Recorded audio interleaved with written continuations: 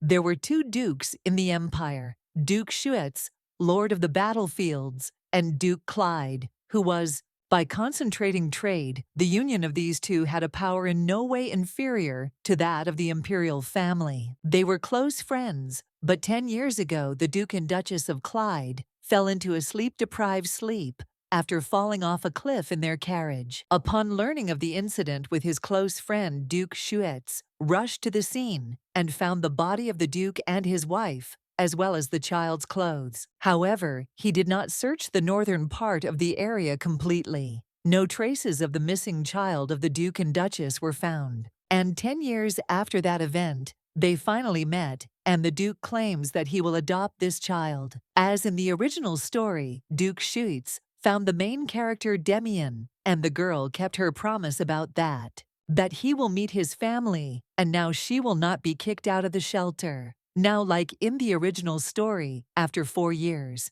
Damian goes to war with Duke Schuetz and finds peace by meeting the main character, Ashabel. Well, now the Duke claims that he is also going to adopt a child next to the guy. One of the servants then turns to the Duke and asks if he will make her his adopted daughter, but the man replies that he will not, and he will take her as his daughter-in-law. And the main character is now in shock, thinking about what he is talking about. And she was just trying to change the future, in which she would be thrown out on the street, but she didn't expect that she would be made a daughter-in-law. A little while ago, a man looked at the children and said that they were in good condition. The maid replied that this was true, and that in their shelter children came first, after which the man claimed that he would choose that child. It was an era in which money flowed like water, and the empire consistently won victories in wars large and small. Aristocrats, frustrated that they could spend enough money, found a way to show off their capital and generosity to the world,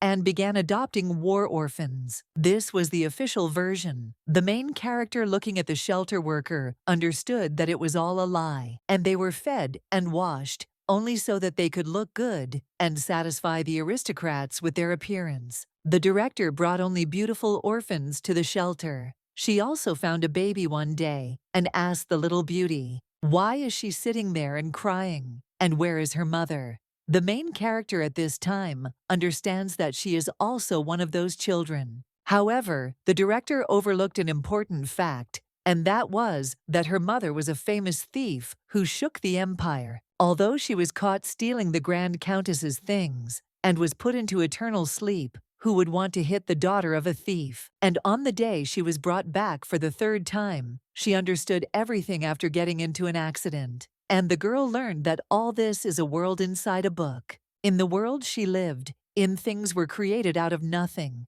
and people were easily controlled simply by touching them. In a past life, she worked to materialize these ideas, and among the vague memories, she could see that she really enjoyed this work. And the girl understands that since she realized her previous life, it is worth saying that it was a lucky incident. But she still has one question, and among many books only, this novel clearly reminds him of it, although he doesn't even remember its title. But in any case, the girl is glad that she knows the future. At this time, the director enters the room, and the main character, in the form of her face, she understands that judging by the way she looks, it looks like she has lost money gambling again, and it would be better for her not to play games in which there is no chance from the start. And the main character also thinks, what is behind her, and is it really a new child? But he is not nervous and is absolutely calm. At this time, the woman says that the children should get to know each other because this is a new friend who will live with them from today. And also, his name is Damian. And then the young lady understands that this guy has arrived, and he is a child who never lets you forget that this place is a book hoax. The main male character, who would later overthrow the Emperor Damian Clyde, and she bullied the main character in the orphanage, for which she was kicked out. And she is a villain named Alida. The life of the main character was truly miserable. The boy's father owned the best lands in the empire, and the duchy was so influential that there was talk about it, that the Clyde family became the center of the empire, taking over from the imperial family. As a result, the emperor became jealous of his power and secretly got rid of the Clydes. The duke's will was revealed in his testament, as if he had foreseen this incident, and he entrusted all the wealth of his family, as well as to his only friend Erhard. From then on, all greedy eyes were fixed on Duke Erhard Schütz and the ruler of the barren north. Swarming with monsters, he was the most monster of the battlefields. The aristocrats then whispered and wondered if Duke Schütz was getting all the territories of Duke Clyde. But even if they are distant relatives, it all belongs to the Clyde-Nora family. Since it is written in the will, then nothing can be done. The Duke at this time only thought that he had to find a child, and that he had to have black hair and blue eyes, just like the elder Clyde. And even though the forest is teeming with monsters, this guy will definitely survive. The main character remembers all this at this time, and he understands that even if the guy was a slave, treated like an animal, but as expected, he is the main male character, and despite everything, he will remain alive, and in the novel, it is written that he experienced a lot, but she did not expect that everything would be so bad. But she is also quite small compared to her peers, but he is even smaller than her. At this time, the director turns to the children and tells them to explain to the boy the rules of their shelter and what he needs to know. But then everyone was just silent, and someone claimed that they were already overcrowded, but they brought in a newcomer again. The red-haired boy claimed that the number of mouths to feed had increased again, so their food portion would decrease. His name was Carson, and this boy was the head of the orphanage. The boy then turned to the kid and insisted that all he had to do was obey them. He then asked if the boy was listening and told him to look him in the face. Someone then told the elder that he didn't like the look of this guy, and the young man with red hair replied that his appearance was also so-so and suggested that he stretch his arms in the morning. The main character understands that they will definitely regret this, because in the original story, she helped Carson's gang humiliate Damian, and in the end, she was kicked out of the orphanage. After this, naturally, she fell into a lonely, crippling sleep. But the girl thinks that in this life she will save the guy. The red-haired boy turns to her at this time and asks if she wants to join in too. But the girl replies that she doesn't want to, after which Carson claims that she always agrees. So why is she refusing now? And the young lady replies that the guy just looks weak. Well, when the young lady looks into the guy's eyes, she is a little surprised. And the red-haired boy claims that he agrees and that the guy looks very useless. At this time, the girl only remembers how someone said that she was the daughter of a dirty thief and told her to get out right now. So the girl only shudders from this, and at this time the director enters the room and states that it is time to prepare for dinner. The teacher also says that everyone needs to go their separate ways to do their jobs, to which they agree, and one of the girls, he tells his sister that it's time for them to go, to which the girl agrees and understands that Carson's bullying. The main character will start from this moment, and if she pretends not to notice anything and does not interfere, who will be able to avoid at least a bad end for herself. The girl then goes into the kitchen and washes potatoes, and also realizes that this is not even her life, and the guy is the main character, so everything will be fine for him. And the girl is thinking about what she should do when she leaves the orphanage, and the young man will somehow endure, because he will just be beaten a little. Well, then the girl also remembers his look, and she understands that she has seen many people bully others, and it all ended very badly. After which, she approaches one of the doors and thinks that she will help just once, and after that she will not interfere in the story of the main character. After which the girl knocks on the door, and a young man with red hair opens the door. He also asks if it was Elida, and claims that he thought it was the director, and was also scared. The young lady then asks what they are doing there, and the guy asks what she thinks, after which he points to the boy sitting near the bed, and he asks if she sees that they are teaching a newbie, and this is some kind of welcoming ceremony. After which, he asks if the girl wants him to say something funny, and lifts the main character. He claims that he thought it was a girl, but it turns out to be a guy, and isn't it funny because he is a guy, and has such a cute face.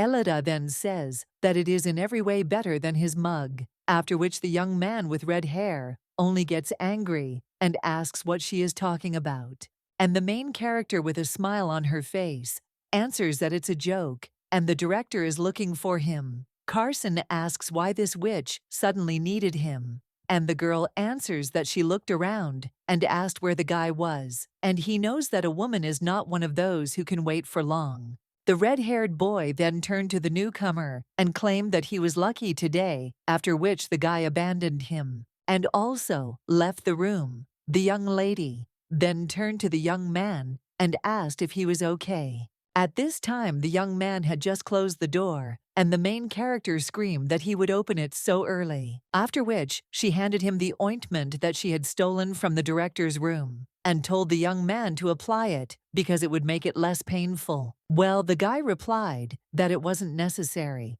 because in any case, he would be beaten again before everything was cured, so there was no need for it. The main character then watched the boy with a little surprise and understood that resistance breeds even more violence. And the fact that this child already knows a simple way to soften the violence is a little surprising. Well, the girl claims that it is better than not applying any at all and hands him the mother and also tells him to apply it himself later, after which the young lady comes out and realizes that she thought she already knew all of Damian's pain from the book, but seeing the face of a boy who looks like her, for some reason, she catches her breath. A little while later, the director turns to the children and tells them to. They sat quietly and also ate and did not talk during the meal. The main character then wonders if the guy really misses meals, and he is not visible. Elida also understands that if he misses dinner, he will starve until tomorrow. At this time, the young man who is sitting next to the girl, he claims that if she is not going to eat the bread, then he asks if he can eat it. However, the girl apologizes to Tommy, but claims that it is impossible. Hey, the young man then says that she does not eat him. And the main character replies that she will eat it later, and understands that of course she doesn't know whether the guy will eat it or not. But a little while later, she already enters the room and realizes that it is actually time to clean the kitchen. But it seems she is too worried about this guy. The girl also sees that he is not in the bedroom, and he thinks that if not there, then where could he be? Well, then someone turns to the young lady and asks what she is doing in an empty room. And is he really looking for a ghost? When the young lady turns around, she sees that it is Carson. She then asks why she was looking for a ghost, and she was just checking to see if Betty was back. The guy then asks if it's true, after which he claims that, although it is, there are much more fun things to do than look for a ghost.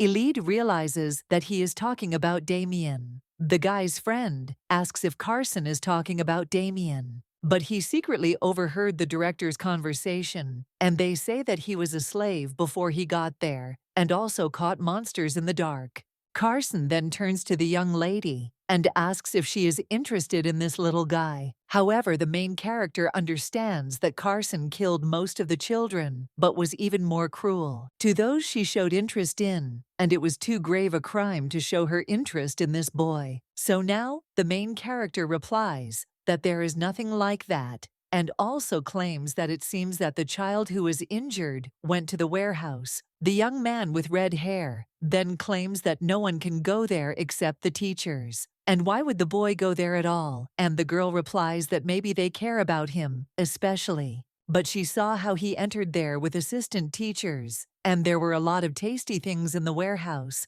and how the guy said he was so handsome, and maybe that's why. And he knows that beautiful children are more useful to the shelter, because earlier he said that the guy caught a monster, and therefore he has incredible skills, and that's why he wasn't forced to clean. Elide understands that Damian doesn't work because he's a slave and has a separate master, but Carson doesn't know that. The young man at this time turns to the girl and asks if she didn't see that this idiot couldn't even move in front of them. And Elida understands that usually at such moments, they say that they felt sorry for the newcomer, after which she asks if this means that Carson is stronger, to which he replies that yes. And then the guy says that they should go to the warehouse, after which the main character says that Carson should wait, and pulling out bread from her purse, insists that he take it because she left it especially for him. The guy then asked why so suddenly, after which, embarrassed, he replied that he would eat it. A little while later, the young lady is already heading outside and realizes that Carson might be being scolded now. At this time, one of the women does just that, after which she screams, "How dare they steal food?" Damian was there, but the woman told him to be quiet and asked what kind of bread he had in his hands. Elida realizes that she was going to give this bread to Damian, but she managed to use it successfully. The girl also looks around and wonders where the boy is. She also remembers the words of the other boys about that this idiot was a slave before he came there, and they say that he even caught what kind of monster it was in the dark. And the main character is now thinking, is it really like that? But she wouldn't want the guy to be there. In the original novel, the Duke asks young Damian if he has ever learned to handle a ball, as he has incredible skills. Then the young man replied that in order to survive in the darkness, he had no choice but to learn to wield a sword. The girl thought that this was a cliché, hinting at the development of the main character, but now she was approaching the guy. She, with a smile on her face, claims that he will get hurt this way and asks if the young man knows how hard it will be if he catches a cold. The young lady also claims that Carson's group was caught by the teacher, so today the guy can sleep peacefully, so the young lady suggests returning. Damian claims that even if they caught him, it's only today, and tomorrow the guy will return again, and it's more convenient for him here than going back there. And now the girl understands that this child's life has been nothing but a tragedy up until now, and that he has locked himself in deep darkness. It was so painful that he felt so comfortable, and probably for the same reason, he took hold of the ball. The girl also thinks about what kind of person would willingly want to be alone in the dark, after which she claims that they will no longer be there because he will return and they will soon disappear, and she promises that he was no longer in any danger, so the girl suggested that he return. The young man then looks at the main character in shock and remembers how she also offered him the ointment, after which he only asks why she is doing this. Elida understands that, as she said, she really wanted this, and she doesn't know if this child will be able to understand her, but she cannot fall into eternal sleep like in the original. So now she turns to the young man and tells him to get up quickly because she couldn't even eat normally because she was worried about him, so she suggests going out to eat. The young man then talks about food and extends his hand to the young lady. The girl then realizes that fortunately Damian did not resist, and this alone has already changed her fate. The young man at this time walks behind the girl and smiles. A little while later, the main character already shows the boy to be quiet and claims that in the garden, everything needs to be done as quietly as possible. After all, the director and teachers went to the casino, but who knows, someone could have stayed. After which, the young lady puts a lamp on the table and tells the guy to now put it on, to which the young man is a little surprised. And Elida tells him once again to undress because he can't wash with his clothes on. The young man then just looks at her in shock, and the girl claims that there is hot water in the bathroom in the director's room. And doesn't he know that his body is now cold as ice, and if the guy gets frostbite, then he will have to amputate either an arm or a leg or both at once. Therefore, the girl claims that this cannot be allowed,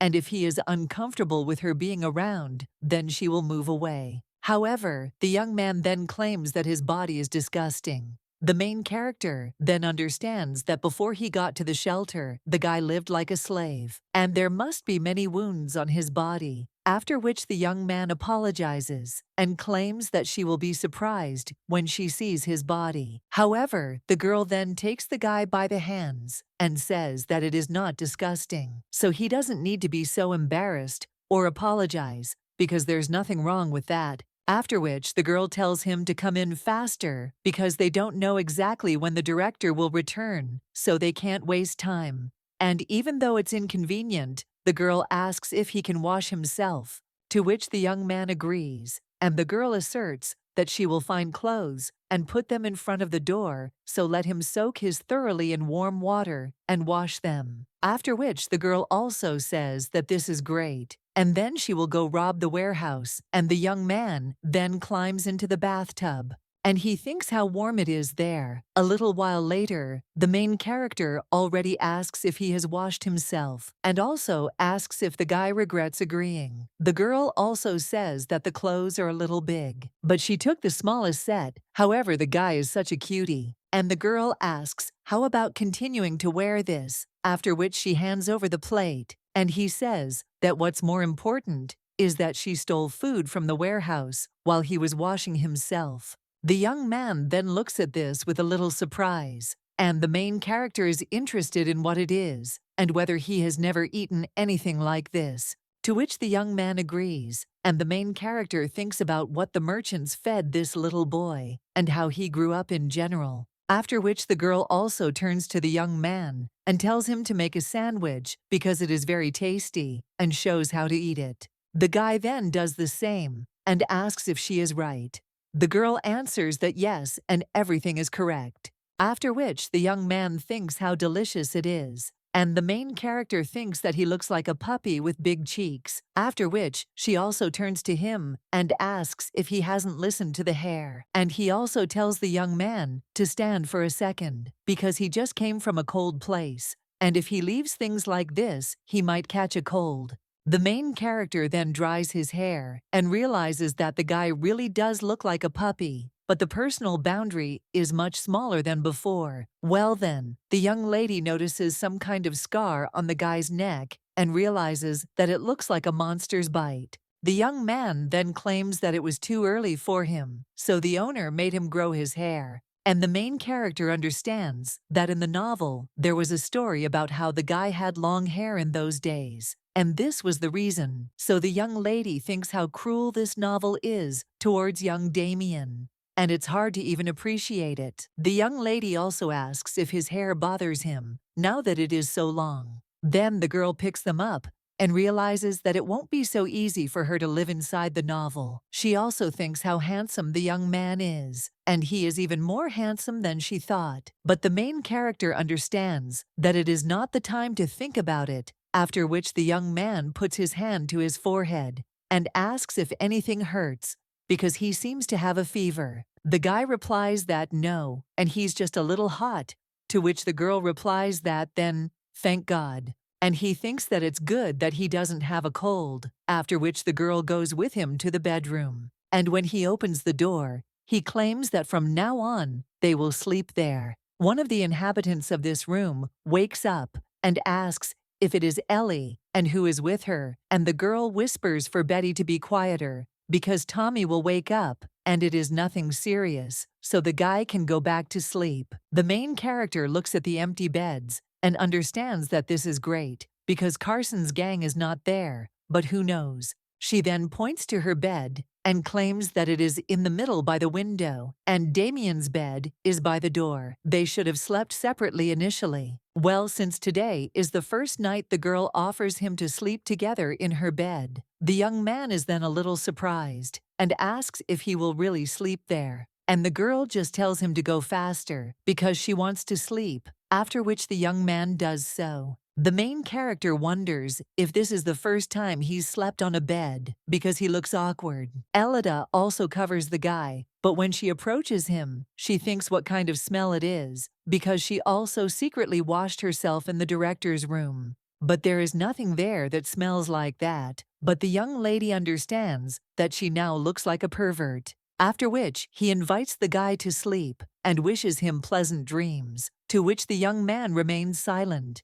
and the girl asks if he will wish her pleasant dreams in return. After which, the guy says that he wishes her sweet dreams too, and covers himself with the blanket a little more. The main character then says yes, and wishes him good night, after which she closes her eyes. and the young man at this time watches her and thinks that the girl is simply an incredible child. He also wonders if the young lady cares about him so much because of guilt, but he is a slave, so it is natural for him to stay away from everyone. But now, he remembers everything the young lady did for him and wonders if he really isn't disgusting. He also remembers the bright, beautiful eyes of the young lady and understands that he should not even hope for anything. But then, the guy starts dreaming about something, and when the young man turns around in his dream, he sees a monster. At this time, someone giggles and asks why he froze, because a slave should entertain his master and let him fight the monster faster. The woman also claimed that she even got him something to help him win, so that he wouldn't lose. The guy understood that no one would ever help him, and if he didn't put the monster into the crippled elephant, the monster would take his life. And the guy understood that he had to pull himself together and also come to his senses, because if he couldn't, then everything would be bad. At this time, the main character tries to wake up the young man, and then he finally opens his eyes. Elida asks if he is okay, and also whether he had a nightmare or whether he has caught a cold. The girl puts her hand on the guy's forehead and claims that he doesn't have a fever, but he's covered in sweat. And the young lady also asks if he is okay. However, the guy at this time is still waking up from sleep. And when he sees Elida in front of him, he understands that no one ever cared about him until yesterday, not even himself. But the young lady is different, and the girl now claims that she will bring a wet towel, and then she is going to go. However, the young man grabs her by the dress and tells her to wait because he is fine and he is not in any pain. Elida asks if this is true, but tells him not to overexert himself anyway, after which he strokes the guy's head. The young man at this time thinks that this is a little strange, but when he is with Yeli, he feels ticklish and warm, as if he feels like he swallowed the sun into his stomach, and maybe he should say that he is in pain. But at this time, he hears some kind of rumble, and then a young man with red hair bursts into the room. He looks very angry and asks if Elida did it on purpose, and if that idiot wasn't in the warehouse, and because of her, the teacher caught him. So the young man asks if she even knows what he had to go through. And it's all because of this guy. The main character then asks why the guy blames Damian for this, and he claims that the fool is the one who was deceived. The girl also understands that the clock has rung, so the teachers will come soon. However, the guy immediately rushes at the young lady and screams how she could do this to him. But at that very moment, the teacher enters the room and screams, "What is the boy doing? And has he really still not corrected his behavior?" The young man then turns to the teacher in shock and says that no, it was Elida who started all this, and she is to blame for everything. The young man then screams that the two behind him also heard everything, and the teacher only asks what kind of nonsense he is talking about. After all, he is the first to start a fight every day, so the aristocrats are not at all interested in him. Carson asks to believe him and claims that yesterday they were at the warehouse precisely because of Elida.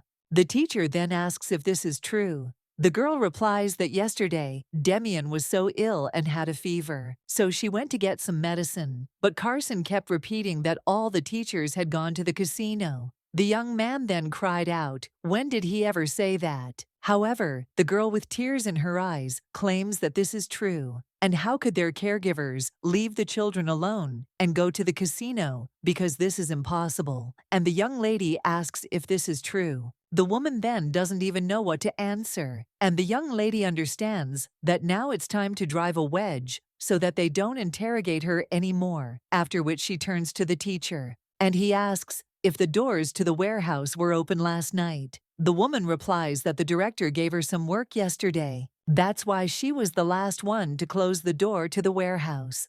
At this time, the teacher remembers what happened yesterday. And when one man came, he asked if everything would really be okay, because it seemed to him that they would be caught, but the woman answered that everything was okay. After all, there is no better place for secret meetings. The girl at this time claims that she definitely left the keys in the director's office, and the warehouse could not be open. But it seems she managed to lose the key, so she asks for forgiveness. The teacher then says that everything is fine, and that the girl should not behave like that. However, the little girl cries and claims that it is her fault that she was careless. Therefore, she will go with Carson to the principal. However, the woman then screams that no, and then says that, well, she doesn't continue. After which, he angrily turns to the boy and screams, "What casino? And why is he lying? Because of him, something bad could have happened to Damian." The young man then cries out that he has never done anything like this before as well. Elida is now lying. However, the woman tells the guy to stop making excuses, and the show is behind her, after which the young man screams that it really wasn't him. After the guy is taken away, the main character understands that now he will not bother Damian for some time. After which, the young lady turns to Betty and Tommy and says that they need to go down quickly so that the teachers don't scold them, so let them wash up quickly and go. However, the girl then runs up to the young lady and addresses her, asking what is wrong with her. And the girl replies that she will also come down soon. And the little girl agrees and also says that her sister should definitely not be late. After they leave, the young lady looks at Damian and says that there were no teachers yesterday. And the main character at this time claims that she told the guy that she would protect him from those guys, and she is taking revenge on them for him. The guy then asks in shock if it's really for him and why. And the girl sits down on the bed. And she says that initially adults should help children. And of course, so far among the adults she has met, there are no such people.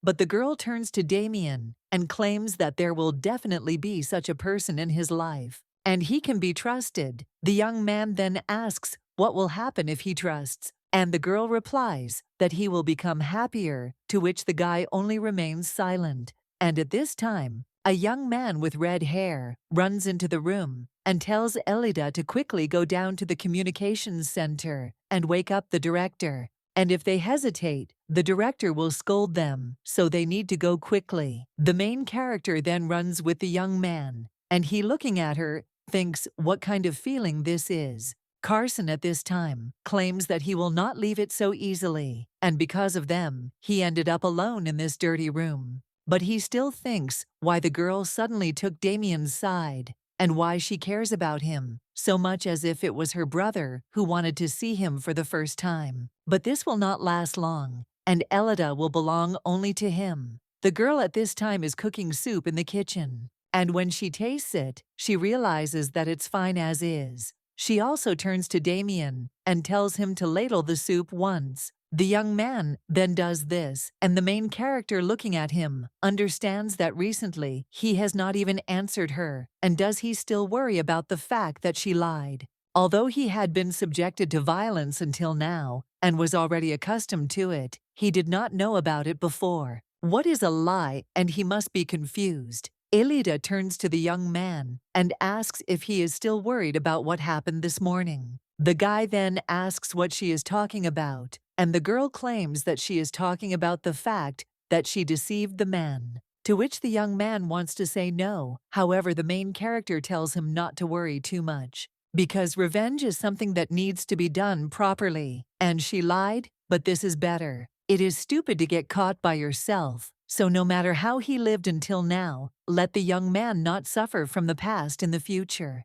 And the main character asks if he understood. The guy understands that he is hearing something like this for the first time, and could only survive by doing what the owner told him. That's why now the guy understands that he will never lose to anyone in the future. And just as she protected him in this way, he will protect her in any way he can. The director is sitting on the couch at this time and talking about how her head is splitting, but she didn't drink that much at the casino. After which, she gets up from the couch and realizes that in order to sober up, she needs to eat something. But when a woman enters the kitchen, she is a little surprised and wonders why the drain is working there. But even if she hadn't lost then, and even if she hadn't drunk so much, she could have avoided this. One of the women told the director of the shelter to take care of this child until she came back to pick him up, and in this way she would write off the woman's debt. She told her uncles that it was just a new child,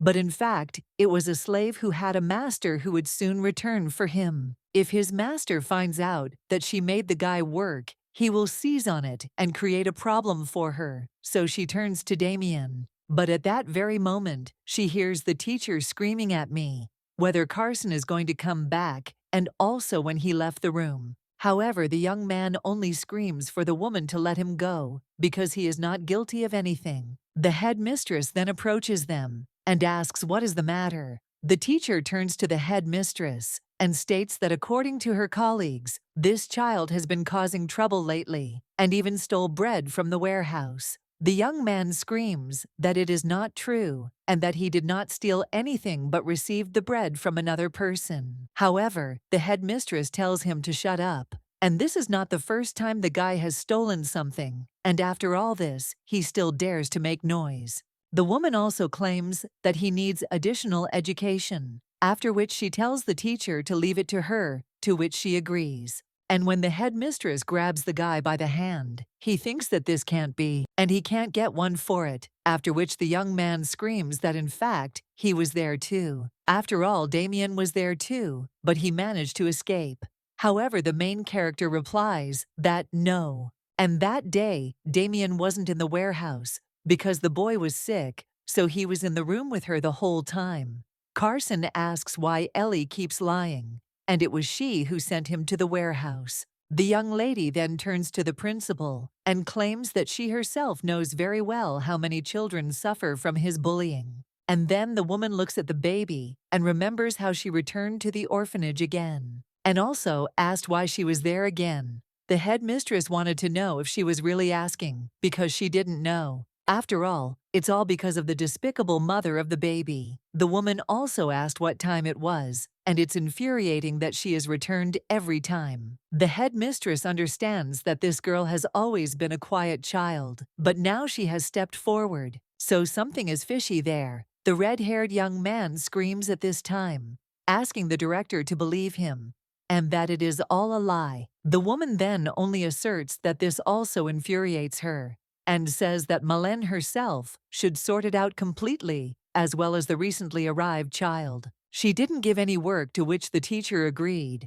but the headmistress only left in anger. The blonde also turns to Damian and tells him to go to the canteen first because she needs to stay there to work. The guy remains silent after this, but grabs the young lady's dress and claims that they will soon finish preparing the food and that she will immediately come to him. The girl understands that the reason why the director restricted Damian from work is because he has an owner, and not because she singles him out, but for the other children, it will definitely catch their eye and look that way. So there is nothing good about this, and now the young lady asks if Damian can wait for her, but the young man still holds on to her dress, after which the teacher turns to him and tells him to go with her. The red-haired boy asks if the boy will be scolded, and this teacher hits him very hard. Betty says that the boy should be scared. The main character at this time looks at these two and understands that it is good that they are so mistaken now, but in fact, Damian is kept away from any work.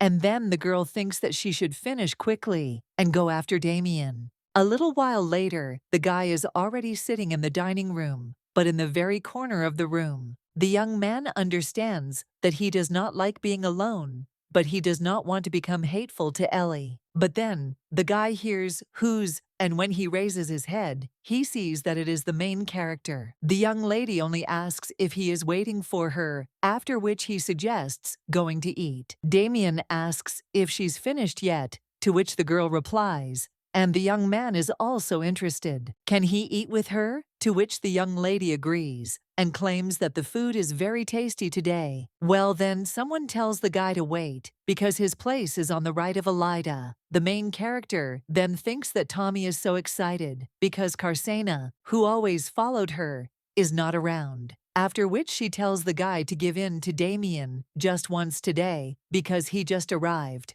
However, Tommy replies that he doesn't want to, and the young lady claims that cool guys know how to give up their seat to others, after which the young man asks if this is true, and he also agrees and claims that just today he will give in once because he is a cool guy, and the main character then realizes that Tommy is such a child, after which she tells Damian to sit next to her, to which he agrees. Tommy then looks at the guy and realizes that he looks kind and naive.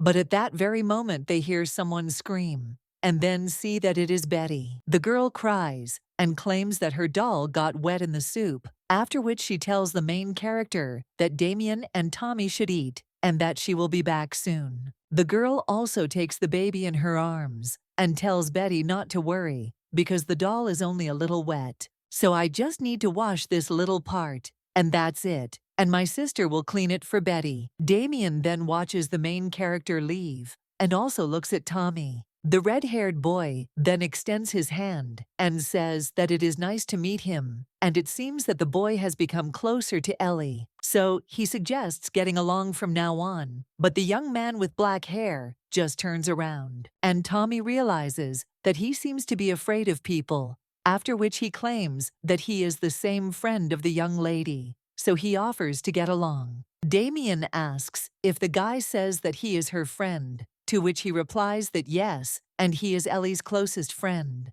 However, the young man with black hair looks at him coldly after this, which makes the guy scared, and a little while later, the main character comes into the room, and then turns to Damian and asks if he is eating. The young man nods and then eats his portion, and the main character turns to Tommy and asks what's wrong with him. Damian then looks at the guy angrily again, after which he says that nothing is wrong, and he doesn't understand how he could think that this young man is naive, but he is no different from a wild animal. Therefore, Ellie is deceived by the main character. A little while later she watches as the young man comes out of the shower, and she thinks that his cheeks are just shining, and she also wants to touch them. The guy looks at her, and the young lady understands that no matter how much she wants to squeeze them, she must restrain herself because he has only just begun to open up to her, after which the girl asks if he feels better after a shower, and also tells the young man to come to her, to which he agrees. And then the main character wipes his face and also understands that no matter how much you look, the guy is handsome, and probably his hair is really in his way, and she wants to cut it off. But any aristocrat, seeing such a face, he will definitely want to take it away, so this cannot be allowed, because Damian's adoptive father must be Duke Schuetz, or this beauty must be hidden by any means. After which the young lady turns to the guy and suggests that he go to bed. Then they enter the room. Then the girl points to one of the beds and claims that from today on he will sleep on it. The young man then asks if he will sleep alone, and the main character asks what it is and whether he doesn't like it. But the guy looks a little upset after that, and the girl wonders if he really wants to say something. However, Damian only turns around and heads toward the bed, after which he lies down in it. Ellie understands that a lot has happened today, and he is probably tired, after which the girl goes to bed. And then he turns to Damian and wishes him good night and sweet dreams. The young man is silent for a while after this, and then addresses the young lady by name and wishes her sweet dreams too. The girl is very surprised by this and realizes that the guy called her by name for the first time, but she was so happy to hear just a few words from this little boy. A short time later, the young lady wakes up in the middle of the night and realizes that she needs to go to the toilet. However, when the girl looks at the bed next to her, she realizes that there is no one there, after which the young lady asks where Damian and the little girl with purple hair went. He replies that his brother Carson has returned to, which the main character is very surprised. Damian is outside at this time, and Carson is screaming, wondering if he even understands how much he had to endure because of this guy. He also looks at this young man and cries out that he sees that he is proud that Ellie cares about him, but for her he is nothing. Damian then looks threateningly at Carson, who only asks why the guy is looking at him like that and what he is going to do. The brunette at this time only continues to look at him, after which he remembers the words of the young lady, that he will no longer suffer from them, and the young man is about to attack these scoundrels. But the guy with red hair screams that Ellie is a weakling like him, that is weaklings who cannot defend themselves. The brunette stops after this, and the young man with red hair screams that he too is just one of those weaklings. And that is the only reason why the young lady cares about him, and not because he is special to her. The boy then remembers how the girl claimed at their first meeting that the boy simply looked weak. The young man also realizes that when he was a slave, he heard countless times that he was useless and stupid. But he thinks why only when Carson said that for Ellie he was nobody. He felt like he was falling into a swamp and was burning. The red-haired boy at this time raises his leg in order to hit the guy, and he screams so that he knows his place, because he is behaving too insolently for a slave. After which he also turns to the young man and states that it seems to him that he misunderstood this, since they live in the same place. After which he takes the guy and throws him into the lake, telling him to cool his head there. And the young man falling into the lake only repeats Ellie's name. Carson is then a little surprised. After all, he sees that the girl caught this guy, and the main character at this time. He turns around furiously and asks what the hell the guy is doing. The girl remembers how she ran as fast as she could. And I also thought that all the children that Carson doesn't like, he definitely pushes into the lake, and in such a cold winter, Damian is in danger. The girl also asked that the guy be okay. And now she is asking if Carson has gone crazy. And she knew he was crazy, but what the hell is he doing with this kid? The red-haired boy is thinking at this time, what is going on? And why is Ellie behaving like this with him? And if you think about it, at some point, instead of mocking other people, she began to back down. And he also does not understand why the girl is so especially kind to this child. And also, what the hell kind of child is this? The young lady at this time turns to Damian and claims that she will help him with the treatment when they return.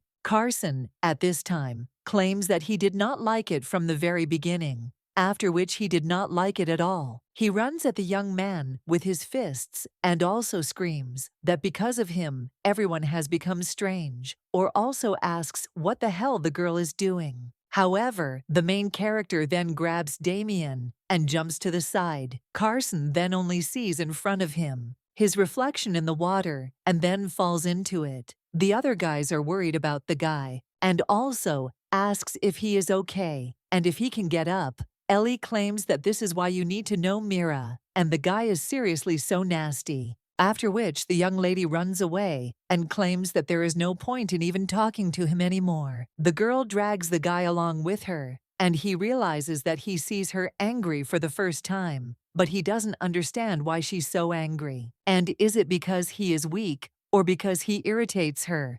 And the main character at this time turns to Damian and asks why he stood motionless earlier, and also why he did not resist. The guy then understands that the girl was really angry because of him, and also asks if he is pathetic, and if she feels sorry for him, and also if that is why she cares so much. The main character is then only surprised, and asks what he is talking about, but the young man claims that if this is so, then there is no need to worry about him anymore. After all, he is already used to this kind of thing, so nothing will happen to him. However, the main character then grabs the guy by the shoulders, and she asks what he is saying, and also whether he thinks that she cared about him all this time, only because she felt sorry for him. Ellie then apologizes for making him think that way, and also apologizes for saying that he looks weak, and she should have immediately apologized for this. So now the girl claims that she does not consider him weak, and on the contrary, thinks that he is stronger than anyone. The young man then claims that it was not because he wanted to hear it, and understands that it could be because he was sure that the girl cared out of pity. But Ellie's words about him being strong are not at all appropriate, and the young man has tears in his eyes. Says Ellie's name. The main character is then shocked and wonders if she said something wrong. And the young man then claims that he thought he was annoying Ellie. The young lady then asks why he should irritate her, and the guy replies that it's simple. And the girl says that if he continues to endure this, it will hurt, so let him look at her. After which the young lady tells him to stop crying, and the guy asks again if she hates him. Ellie wonders why she would hate him, and then the guy says that she avoided his gaze, and the young lady asks when, and the guy replies that she definitely talked about heart pain. The young lady then remembers how she said that her heart was going to jump out of her chest when she saw the guy take off his shirt, and now she claims that it was not because she hated him, but because there was another reason. However, the young man then claims that as he thought Ellie hates him, after which the main character screams in shock that she will no longer avoid him, and the guy asks if this is true, after which the young lady makes a pinky promise and asks if he believes it now. The guy then wants to say something, and the girl sighs and realizes that the tears have stopped. At this time, the young man claims that from now on he will always hold Ellie's hand, and even during meals, he will always sit next to her. The young lady then replies that it is fine and suggests that they now hold hands and sit next to each other in the dining room, after which she also turns to the boy and claims that if someone bullies him, then he should immediately fight back instead of getting hit himself, and should not allow anyone to treat him badly, and immediately asked if something was bothering him, and also so that he would not suffer alone. Then he makes a promise to us with his little fingers, and they go inside. At this time, the young man understands that Ellie's words were true, and he found happiness thanks to her. The young man remembers how the girl claimed that there was a person who would help him. These can be trusted to him, and he will also definitely be happy. And now the guy is thinking, what if this is a misfortune? He couldn't feel so good even if he was in tears, so he wants to be greedy from now on. At this time, the Duke puts someone to sleep, after which he claims that they just wasted their time on useless information, and also says that he and Ante are leaving and moving on to the next area. The main character at this time finishes treating the young man, and she claims that she is finished with the treatment, so she suggests going to bed. But the young man then grabs her by the dress, and the girl asks what is going on, after which he asks if he can sleep with Ellie, and he constantly dreams, which is very scary. Ellie claims that the bed is so narrow and will be uncomfortable, after which the young man with tears in his eyes asks if he really can't. And the main character understands that there is nothing to be done, because it is not that difficult. The young man then lies down next to her in bed, and the main character realizes that it seems his mood has improved. And even though she is a minor character, she is still glad that she was able to help him, and she claims that now they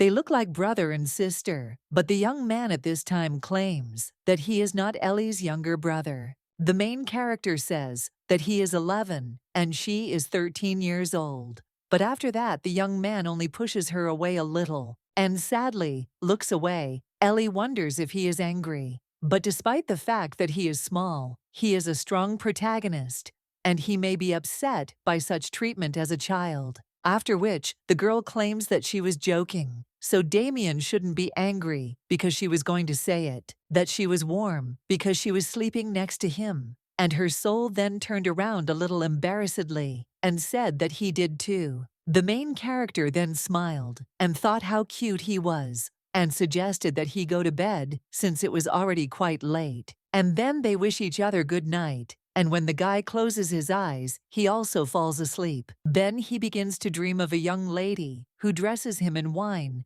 and claims that absolutely everything suits him because he is so handsome. The young man then thanks the girl and claims that thanks to her, he is happy. The next day, the main character claims that he did say that he had a good dream, but the girl asks if it hurts him because he has a fever. The guy replies that it doesn't, and it doesn't hurt him at all. But the main character asks what else doesn't hurt because you can't tell from her voice that it does. After which, he asks him to tell him honestly when he got sick, and the guy replies that it was last night. The main character then asks why he didn't tell her anything, and realizes that she was fast asleep and enjoying her sleep, so what an idiot she is. Ellie then asks Tommy how Damian is doing, and he replies that he has a high temperature and the guy will have to spend a few days in bed. The main character then asks if he heard and today he needs to lie quietly. The young man then asks, "What about Ellie?"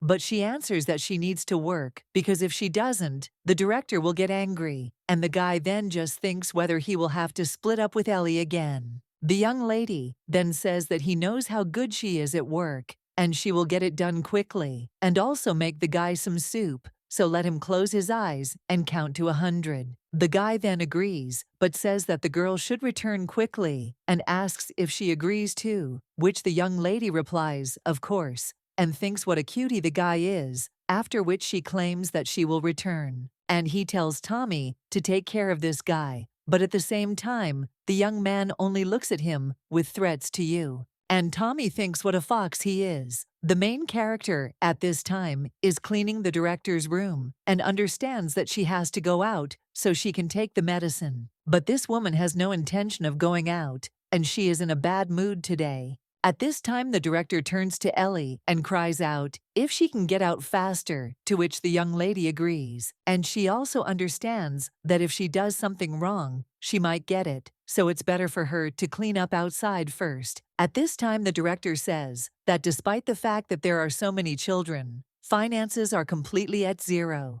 And she looks at one of the nightstands and also understands that in order to cover the debts, she will have to sell one of the mana stones. Mana stones are minerals that accumulate mana, and people who do not have it use them when using magic. However, the mana stone itself is a precious mineral and requires poppy to make it, so it sells for a very high price. At this time, the woman takes one of these in her hand and understands that this is true, and that she collected them for so long and so hard that she will never sell them. The headmistress also looks at the girl furiously and understands that if she were not the daughter of a thief, then she could sell the baby for a lot of money and pay off all her debts. At this time, one of the teachers enters the room and addresses the director, and she also claims that, as she already said, because of Duke Schutz, the number of aristocrats wishing to adopt orphans has significantly decreased. The woman then puts the stone back and claims that as she thought things cannot continue this way. Ever since Duke Schutz began looking for adopted children, he would come to aristocrats and ask if an adopted child had black hair, but he would insist that their eyes were not blue. The aristocrats only trembled with fear, and they stopped adopting children for fear of meeting the Duke. At this time, the headmistress asks if Malin really heard the information well,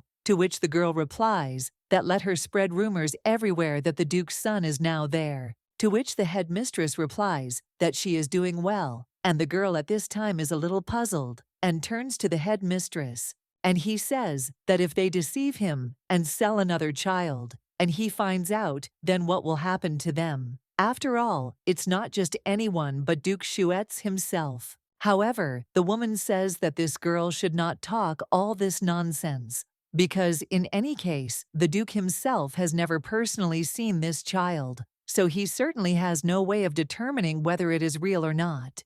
Therefore, let the woman simply do what she asks, to which the girl agrees, and the main character understands that the Duke is already on his way there to save Damian.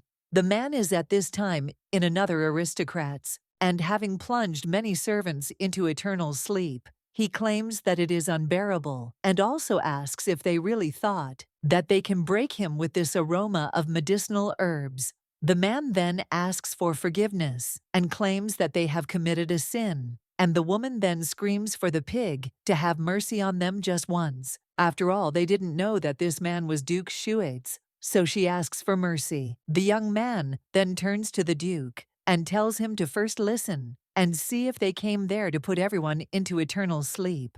But the man claims that they have committed a sin and want to pay with their lives, and due to his character, he cannot ignore such a request. After which he says that if they do not want to fall into a crippled sleep, then let them answer where the child is. And the woman then understands that this means that the slave was actually the Duke's son, after which she claims that he is in the shelter. And this is a shelter that is run by her friend, and she also just thought that it would be better for the child to live in a shelter than in such a harsh place. But the Duke at this time only swings his sword and asks if they really want to plunge into a crippled sleep so much. However, then someone turns to the Duke, after which he stops and asks what is going on. And the young man claims that it doesn't look like these two are lying because he received the message a few days ago. And it says that the child they were looking for is in a nearby saint shelter. The Duke then asks why they are only telling about this now when they have already searched all the shelters in the empire. And the man replies that it is only called an orphanage.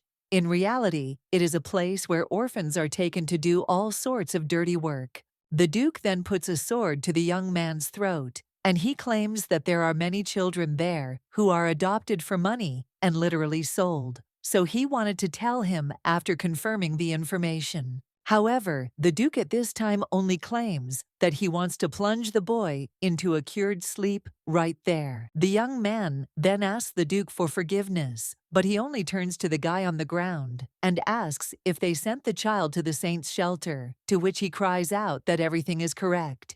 The Duke then claims that he will be punished later, so let the guy send a message to the shelter that they are going to visit right now. But then he still remembers something and claims that first he needs to deal with these two, after which he plunges them into eternal sleep. At this time, the headmistress only screams that they are already on the edge, and now sick children have appeared. She also cries out, who could possibly feel well after falling into the lakes in such weather. The woman understands that the Duke will arrive very soon, and she cannot show him the sick child. Therefore, first of all, it is worth giving him at least a cheap medicine to show him in good shape. And it is a pity, but you will have to sell at least 1 mana stone. However, when the woman looks at her collection, she is shocked to realize that one of them is missing. Then he asks how it happened, and the main character is wringing out the rag. And she wonders how high the boy's temperature is, after which she claims that the wet towel has become warm. So she goes and soaks it in cold water again. The guy then turns to Ellie, and he asks her not to leave because he doesn't want to be alone. And the main character claims that he has such a high temperature, to which the young man replies that he doesn't care. Ellie then thinks that he will soon fall asleep, so she thinks that she will wait a little. After which, she also understands that it seems that he has become much better, thanks to the energy of the mana stone that she stole, and who knew that the young man would become so seriously ill. The girl understands that Carson's condition is also bad, but Damian's body was initially weak, and in general Carson and his condition should not worry her. The guy at this time leans against the young lady's hand and says that it is cool. Ellie then thinks how it was possible to torture such a kind and innocent child, after which the girl understands that he has finally fallen asleep, and also thinks that she needs to quickly go and come back because it would be good to grab something light to eat. Well then, the woman turns to the girl and asks what she is doing there. After which, he repeats his question about the main character and thinks about what the director is doing there. But then she just turns around and claims that Damian is sick, so she is taking care of him and was now going to change the water.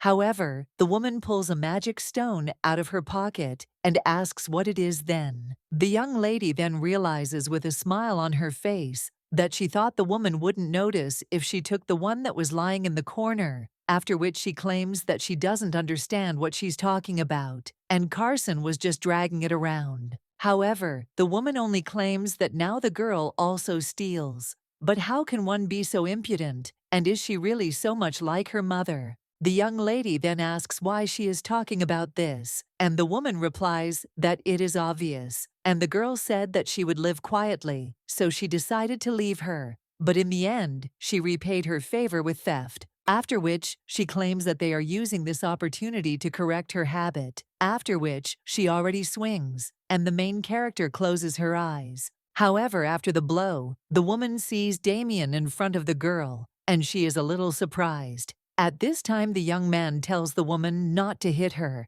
After all, if she hits Ellie, he won't let it go so easily.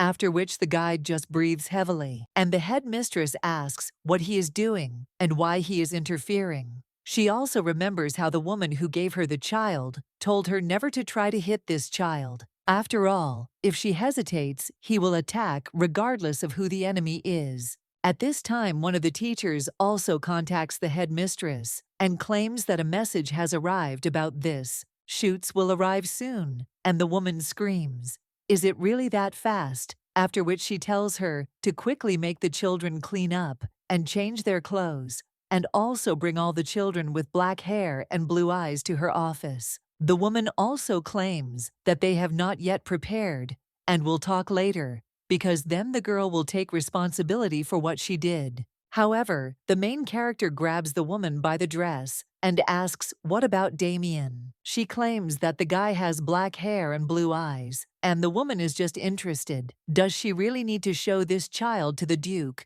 to disgrace herself? After which the young lady wants to object, but at the same time the young man begins to fall off his feet, and the main character in shock grabs him and asks if the guy is hurt.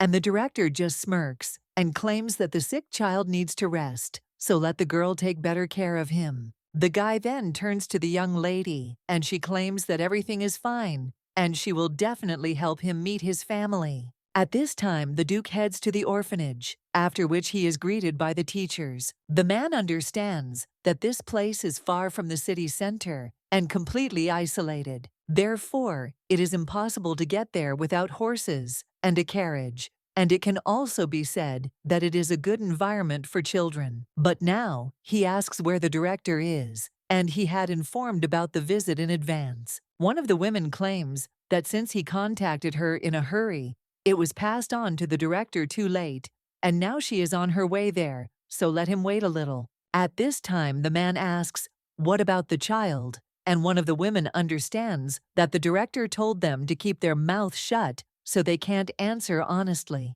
At this time, the Duke looks at the teachers and realizes that there is complete chaos there, after which he tells them to stop, and he himself will then find the child. After which he goes to the shelter and says that this is the worst period because little children live in such a cold place. The young man replies that he thinks so too. And the Duke at this time claims that if their words about Clyde's child being there turn out to be a lie, then the guy should immediately get rid of everyone, to which the young man agrees. Well then, the man turns the corner and the main character crashes into him, after which she says that it hurts. The man then wonders if this is really a child, after which he leans over the window and apologizes, and also asks if she can become, after which the young lady smiles and thanks him. The Duke understands that she has such a bright energy about the young lady at this time, claiming that she is in pain, so it is difficult to get up.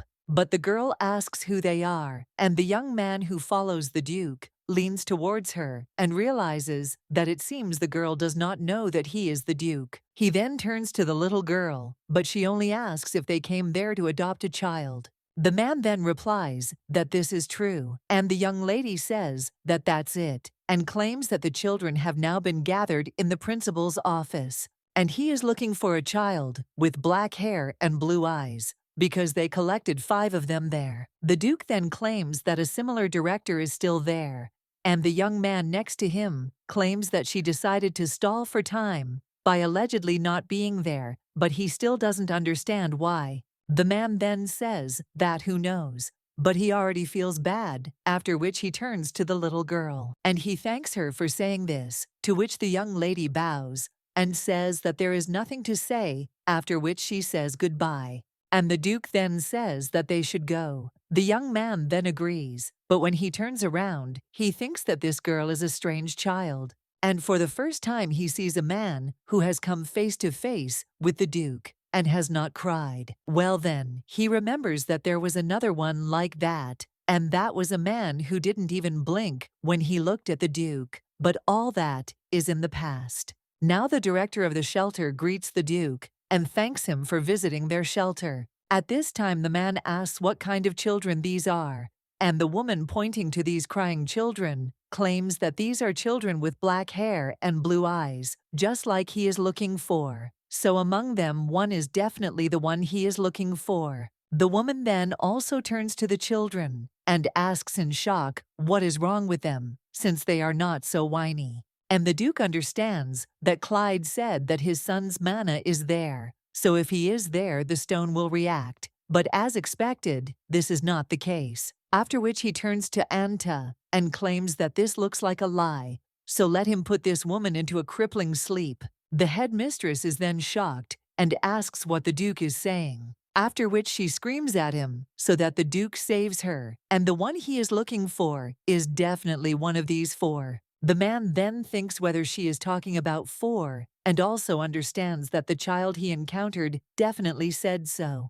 He's looking for a child with black hair and blue eyes, but they collected 5 of them there, after which he claims that one is missing. The woman then asks what he said, and the man just pulls his sword out of its sheath and wonders if she's really going to pretend until the end. After which he puts the sword to the woman's throat and asks where the child she is hiding is. But if she deceives him, she will immediately lose her life. A little while later, the main characters hear some noise outside, and she understands that judging by him, the Duke will soon come there, and also everything is going according to the original, as she wanted. But the girl thinks why she is a little sad, but she still understands that for Damian, this is a good event. After which the young lady turns to the boy and claims that he will not get sick anymore. The young man then asks what she is talking about, and the girl insists that she did promise, which will help him meet his family. But at that very moment, the Duke runs into the room, and the young man wonders if he really has a family. After which he also thinks who this person is. Ante, watching the Duke, understands that this was the first time since the lady had sunk into a crippling sleep that he had seen the Duke behave so emotionally, and he thought that he would never see such behavior again. At that moment, the man came closer to the boy, and he understands that he heard that it was a boy, but he was so thin. He also sees that there was a girl next to him, and he also understands that this is the same child he encountered earlier. But the young man immediately gets up from the bed and protects the young lady. The main character is then a little worried. He screams that he can't get up, and the young man only tells the guy not to look at Ellie with such eyes. After all, he won't stand aside if anyone tortures Ellie. The man then realizes that the baby is very similar to an animal, after which he asks who he is going to protect with such a body. But at that very moment, something strange happens, and the Duke notices that the stone began to react to the young man's mana, after which he realizes that he has found it after all. And this is Clyde's son, the boy. At this time begins to fall off his feet due to fever and overwork. But the Duke at this time claims that there is nothing to worry about because he absorbed the fog that was taken from him. And this, on the contrary, will help increase his endurance. The main character then understands that the guy's temperature has dropped, and the Duke at this time claims that it seems they have found a child. And now he wants to hear an explanation of why the child is in such a state. He also claims that if the answer is a lie, then it is better for them to immediately bite their tongues and calmly accept the immersion into eternal sleep. Now one of the women then screams that first they will go to the director's request with the adoption documents. And the main character understands that everything is as written in the book. And this man has incredible intimidation skills and can also feed people in a word. The girl gets a little scared after that, and Ante turns to him and asks if he didn't warn the Duke that people fear him more than ghosts. So he asks if he could look with a less cold gaze, since even the teacher avoided it. And this child also fell because of him. The Duke claims that he fell because of illness, but the knight replies that this is impossible. And in any case, the gentleman always makes a terrible, scary impression. Therefore, the little Duke, she definitely doesn't want him to adopt her, after which she asks him if he has thought about it. Well, the man just asks if the guy is asleep, after which he approaches the young man. And he claims that a sick child cannot be left on the floor like this, and also that Auntie will change the towel to eat. The guy agrees to this and immediately runs away, and the main character claims that she will do the rest. After which, she gets to work, and the Duke claims that she acts as if she knew that he was looking for this particular child. But it was his first time there, so he asks how the girl found out.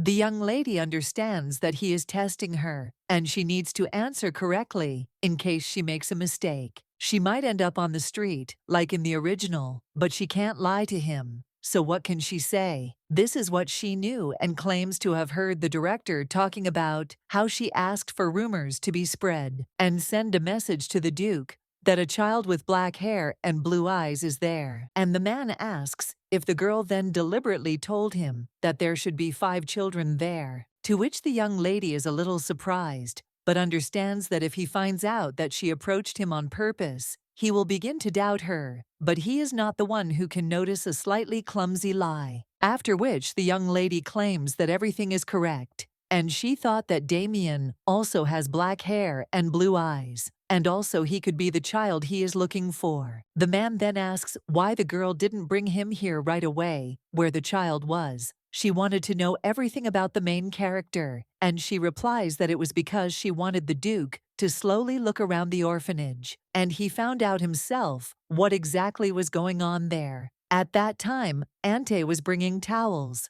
and the girl claimed that he must have noticed that the teachers didn't care about them at all. The young lady claims that they do all the work themselves, and the teachers leave them every night. After which, they go to the casino and also play gambling games and have fun. That's why she wanted the Duke to see the terrible situation there himself. The man at this time sees his ex-wife in the girl, after which he asks what her name is, to which the young lady replies that she is Ellie, and the man turns to her and asks what the boy's name is, to which she replies that he is Damian. And the man says that it is clear, and at this time the director comes to the Duke and claims that she heard him calling her. At this time the woman is thinking, did that girl really tell everything? But if so, then she won't let it go so easily. At this time the man claims that he will adopt this child, to which the woman is surprised. And the Duke claims that there is a child next to him too. And the main character is then a little surprised, and Ante asks if the Duke will take the girl as an adopted daughter, but he answers that no, and he will take her as a daughter-in-law. And the main character then thinks, what is he talking about? And in general, the person who should be connected with Damian is Duchess Ashabel. However, now the guy turns to Ellie and tells her not to leave. The girl also remembers how he asked if she was really courting him out of pity, and she understands that even though it was only for a short time, she already felt affection for Damian, and in fact, she is happy with the thought that they will never part. However, the headmistress at this time screams that the Duke is not allowed, and he cannot take this slovenly girl. And also, does he really want to establish her as his daughter-in-law? And does he even know what kind of child she is? The woman understands that if this girl goes to the Duke for adoption, they will be exposed, and this must be prevented. After which the woman claims that the girl's mother is a thief who tried to steal Count Lathion's things, and she means that she is the daughter of a thief. The young lady then only looks at the director and understands that she is talking about the story of the thief of the patriarchal empire. When the empire was engulfed in war, a thief broke through the strict security and entered the palace. It is said that the emperor's precious treasure was stolen, and he then mobilized a large number of people to catch the thief, but in the end, he could not catch her. Soon after she was captured by Count Lathione, Ante understands what he heard. This woman was hanged in the county, but this is the first time he hears of her having a daughter. And at this time the director turns to the Duke and therefore asks him to take her word for it, because the adoption of a daughter-in-law like her would harm the Duke's honor. However, the man only tells her to shut up and asks until when. He still has to listen to this dog's nonsense,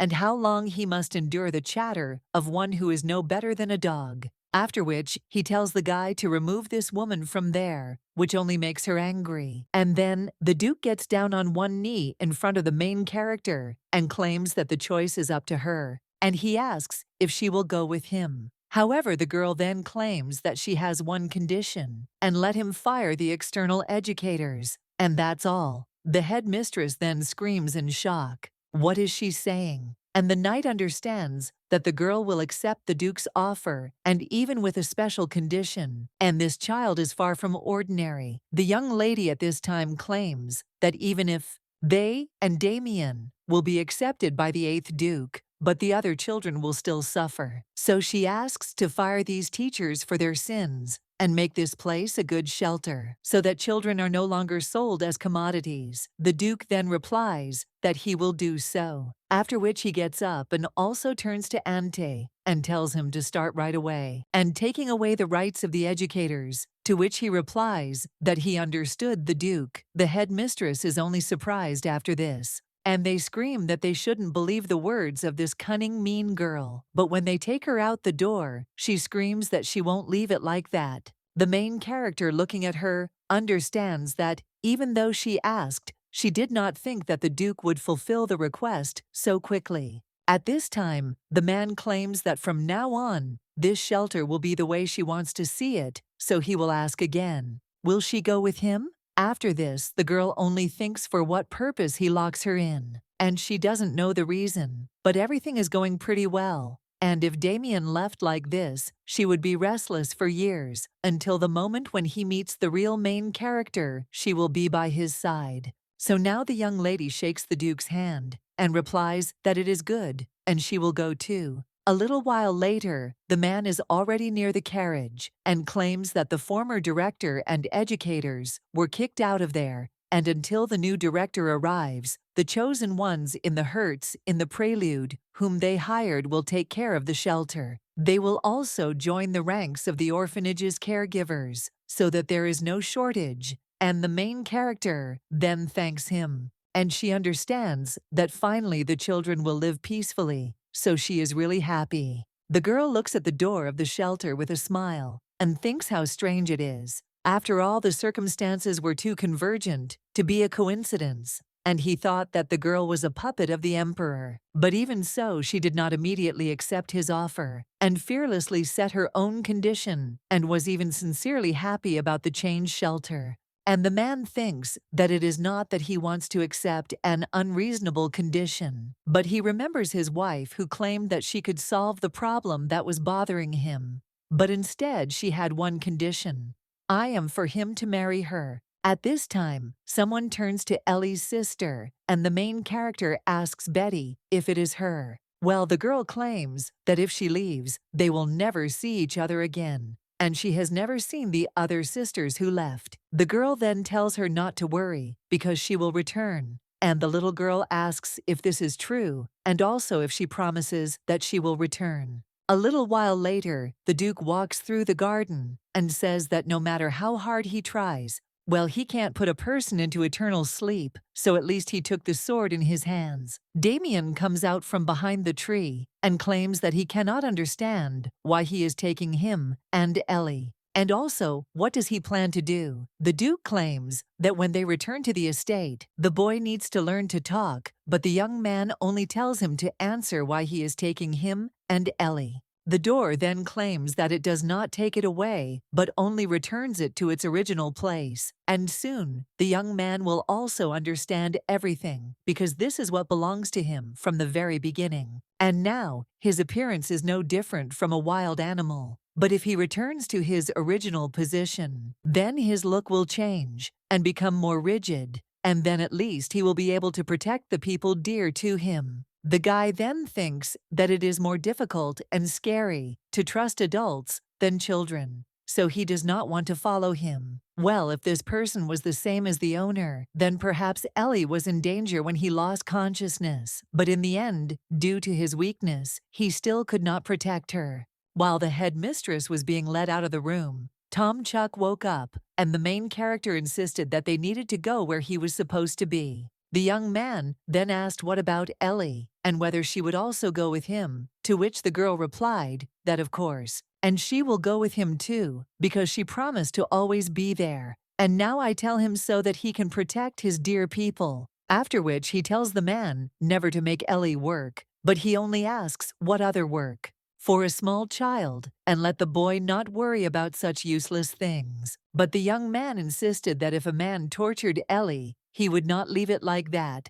after which he turned around. And the Duke understands that this young man is the same as his father, and that even monastones are not needed here. After all, even if he wagged his tail in front of his wife, he would suddenly change his attitude towards other people. and it would be difficult with such a body to show that he was Clyde's son. A little while later, they're already heading in a carriage, and the main character wakes up, and she also thinks when she fell asleep. But she also understands that Damian also fell asleep, and now it is clear that he is not sick. Well then, the girl suddenly looks out the window, and when she sees a lot of crows, she thinks that it is so dark there, as if there is a war going on. The young lady realizes that she never imagined such a wasteland, and it seems that the rumors that this place is teeming with demons are true, but still she must not lose heart. At this time, a crow knocks on the carriage window, and the main character wonders if this bird really heard her, and she says it seemed to her as if their eyes met.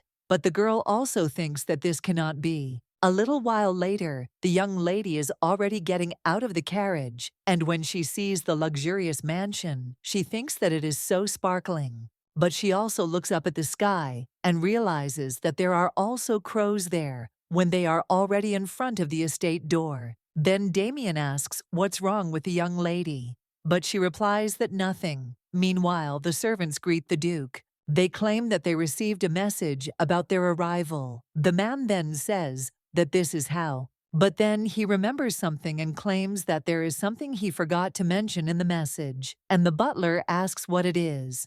And the Duke replies that he also brought a child, and she will stand behind one, and the daughter-in-law there. The man then says that that's how it is. Well then, he understands what the Duke said, and asks what he was talking about. Ellie realizes that it obviously makes a lot of sense, but she is also confused. At this time, the man looks at the Duke with a look demanding an explanation of the situation, and the Duke replies that it just happened that way. After which, the butler sighs and claims that even the knight did not make any decisions. At this point, the main character clutches her dress and realizes that she is clearly not welcome there. The girl also recalls how one of the women who adopted her insisted that from now on, the girl should call her mother. But when she found out that she was the daughter of a thief, she screamed in shock, asking why she hadn't told her the girl was younger then than she is now. And every time she was excited that she could find a new family, and it was so stupid. Well, the young lady understands that not now, and all she wants is to prepare for the future, because she does not need a loving family. At this time, the butler asks if this means that the lady does not have a maid who will help her, and that he should have been warned in advance. The main character then claims that she can cope alone, and will also be quiet, and does not need the help of other people, because even in the shelter, she did all the difficult work herself without being noticed. The girl understands that she does not want to be considered an annoying child, in need of someone's help, and the Duke at this time turns to her for a favor, and he claims that he will take care of everything. After which he sighs, and one of the maids turns to the knight.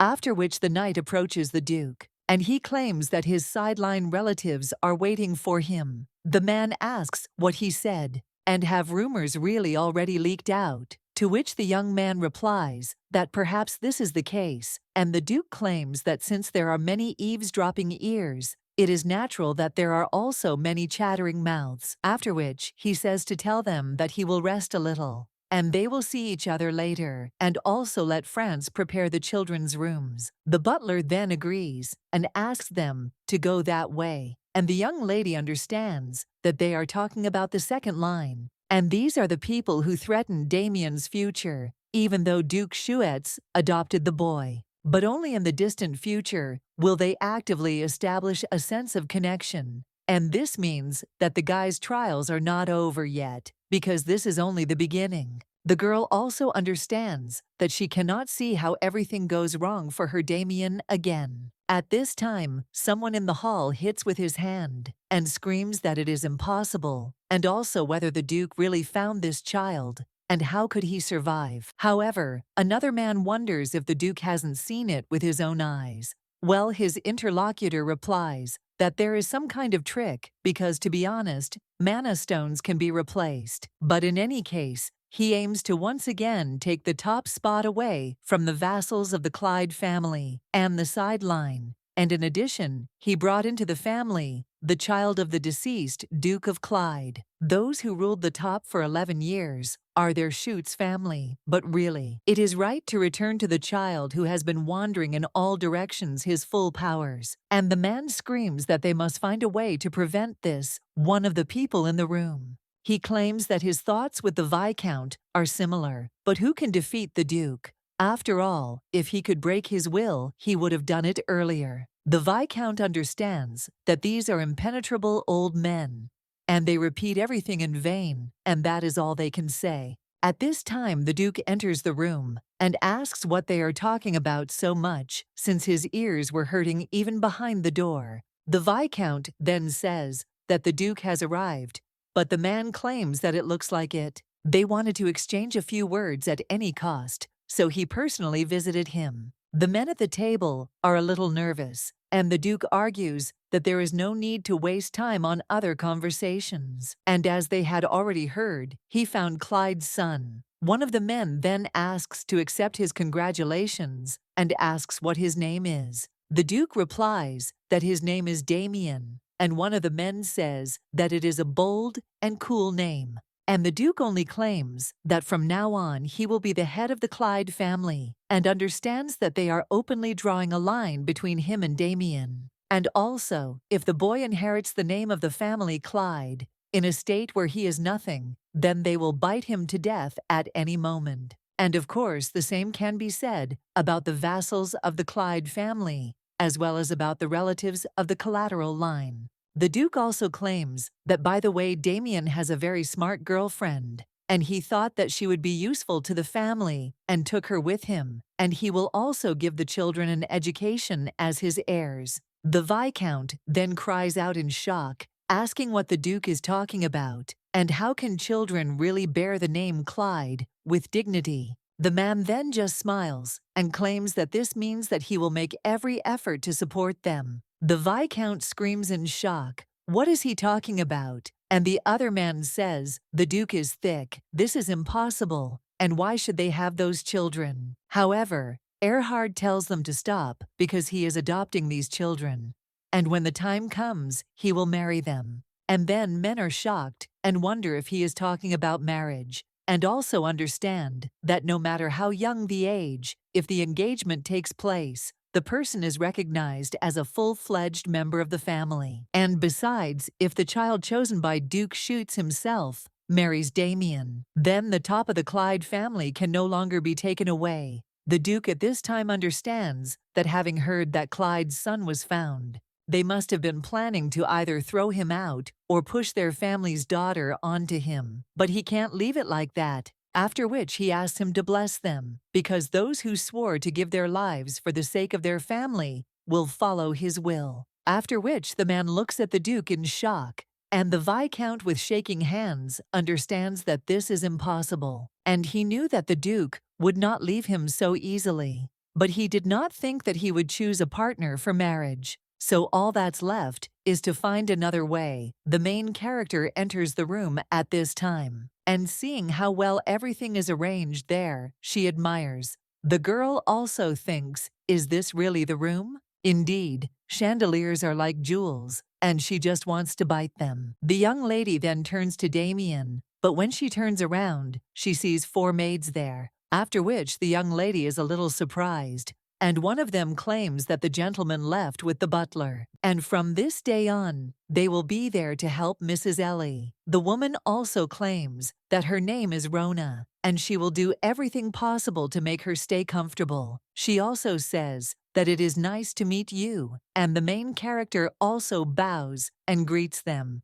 And Rona claims that Mrs. Ellie can speak freely. The young lady then asks if this is really possible, and realizes that she has never spoken informally to adults, and it is a bit of a burden when she is called mistress. The woman at this time turns to the young lady and claims that she will soon get used to it. She then turns to the other maids and tells them to say hello to Mistress Ellie as well, after which one of them claims that her name is Ivana. She also says that the other maid, the name is May, and the third is Ashel. and if the lady finds it difficult to remember, then let her address them as is convenient. Ellie realizes that learning names is not such a difficult task, after which she claims that she has remembered everyone, and also asks to love and favor them. The maids are then surprised and think how kind their mistress is, and the young lady thinks maybe they misunderstood, thinking that she is of noble origin. At this time, the woman claims that, since they have finished getting to know each other, let the girl go there, because she came from far away and is probably tired. But first, they will help her take a bath. A little while later, they are already combing the young lady's hair, and the girl is wondering what to do, because she is at a loss. But she doesn't want to show them her undeveloped and ugly body. However, if she hesitates, they will start to despise her. So first, she needs to get used to it. One of the maids can't help but giggle, and then Rona turns to her, after which Ashel apologizes and says that the lady is just very nice. She also asks if the lady has a scent, which she often uses. The young lady then asks if they are talking about fragrances and claims that she knows nothing about them, and also just enough warm water because the water in the shelter was too cold. The girl understands that she didn't know the names of the fragrances, so she said everything honestly and thinks if the answer is correct. The maid then turns to the mistress and states that until she finds a scent that she likes, they must try hard to, which the young lady thanks them. And she claims that in order not to disturb them, she will try hard, and the maid then claims that she will say something different, and they will try even harder until the lady does not bother them, after which she smiles. And that same evening, the main characters are lying in bed, and she understands that although there were those who helped her, it took longer than when she bathed alone. And thanks to this, she was able to use warm water and scented soap at will. And now, the girl understands what lightness and freshness mean, and now she doesn't want to leave, after which the young lady rolls around on the bed. But suddenly, he bumps into something, and when he turns around, he asks if it is Damian. The girl then asks what happened, and why he is so surprised.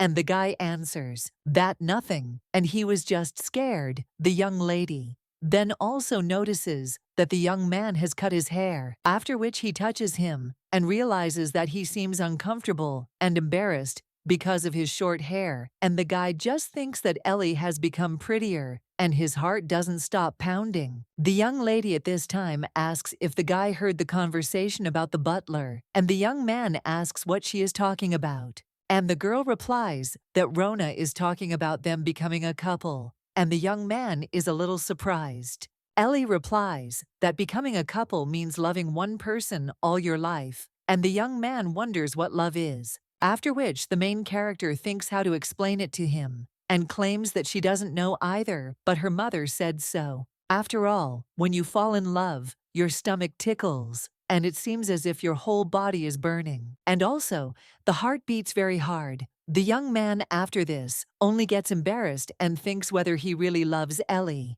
And the main character at this time claims that it is difficult to say correctly. After this, the young man only begins to hiccup.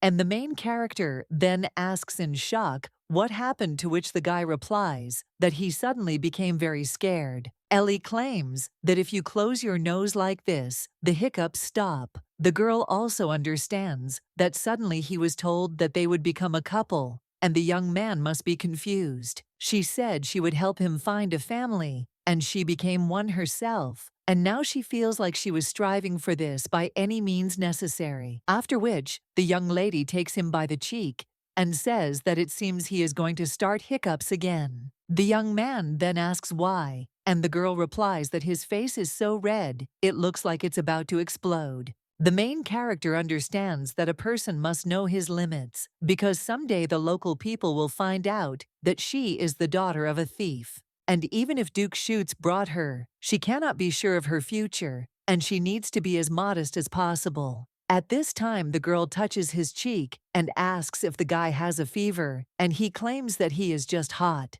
And the main character then asks if she should move back because the bed is wide. But the young man then replies that he doesn't want to, and the girl claims that he did say that he was hot. but the guy says that nevertheless she should not move away, and the young lady is then interested. Is Damian really afraid of nightmares like last time? To which the young man only rejoices. And he answers that, yes, he is afraid, because this is an unfamiliar place. The young lady understands that this is different from the fact that in the story, he quickly got used to the Duke's estate. After which, she says that she understood, and at this time the young man covers himself with a blanket, and the main character moving closer to him asks if he will be able to fall asleep, even if it is hot, and it will be less scary that way. The young man then hugs her back and replies that yes, and the main character understands that he became even nicer, and now she, looking at the guy, tells him to close his eyes, and also wishes him good night. The young lady understands that a lot has happened today, and although he still had difficult days in the future, he will be several times happier than the pain he experienced. So today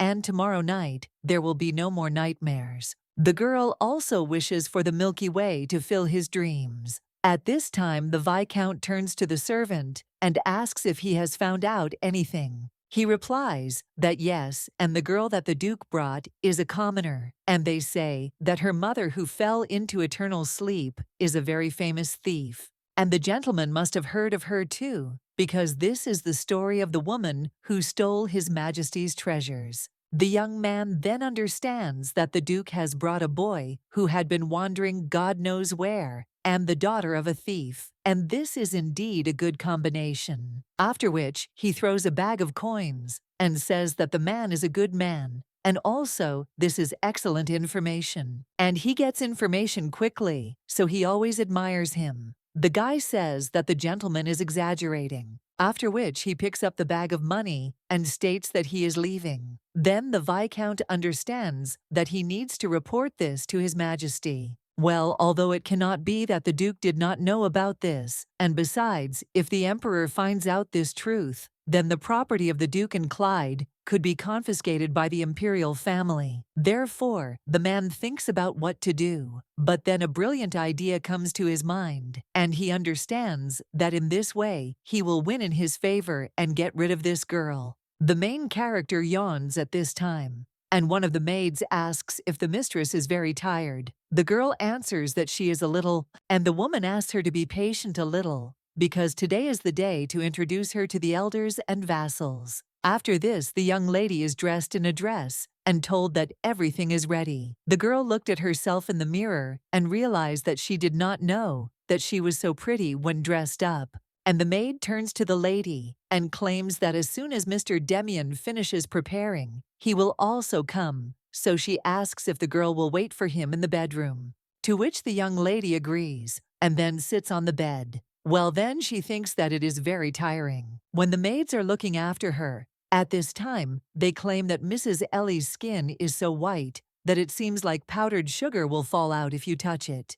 The young lady then wonders when Damian will come. Well, then someone knocks at the door, and the maid asks what happened. And one of the maids replies that Viscount Corbino wants to say hello to Ellie. The woman then asks if she is talking about Viscount Corbino, and the young lady realizes that it seems he wants to know who she is before the official meeting. The women at this time turn to him and claim that Mrs. Ellie is not yet fully ready, but the man ignores her and asks if this is really true, because in his opinion, she looks perfect. After which he asks the lady if he was rude, and the young lady understands that this is a man who did not want to wait his turn. After which, she answers the Viscount that no, and she has almost finished her preparations. The man then asks like this, and claims that he surprisingly looked in on time. He also claims that he did not come empty-handed, but in order to meet her and brought a rare thing. After all, it is a mineral called Blue Hope, and a mana stone that can only be obtained on their land. The man understands that if this lady is the daughter of a thief, then she can be caught. It is on the theft that he claims that if the girl has Blue Hope, she will be able to use magic, and for her, it is very important.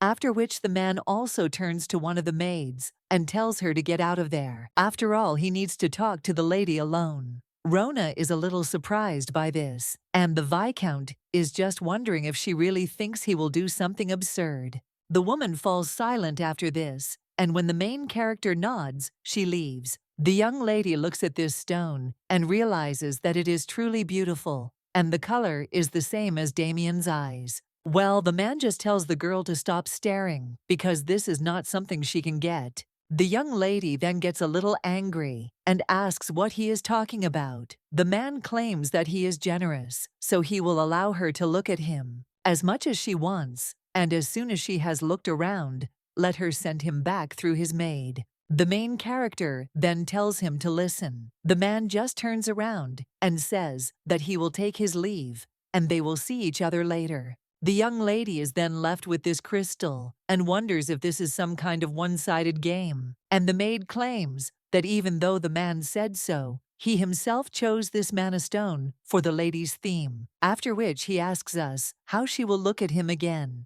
The maid at this time turns to Mrs. Ellie and also claims that they need to go because Mr. Damian has already arrived. The young lady then asks if the guy has arrived too, and he claims that then she needs to go faster. The maid is a little surprised by this, and she understands that this is not right because if the girl leaves now, her mission will fail. But the Viscount told her to put the mana stone in the young lady's pocket at the right moment and leave. And the girl is also uneducated, so she definitely won't notice. The maid at this time asks the young lady if the Viscount did anything strange, and she replies that everything is fine. Another maid at this time picks up a stone and understands that if not now, she would never be able to slip a stone to the young lady. So now she turns to the mistress, and he claims that then she will also go along with it, after which the main character agrees. And the maid understands that she needs to act right now,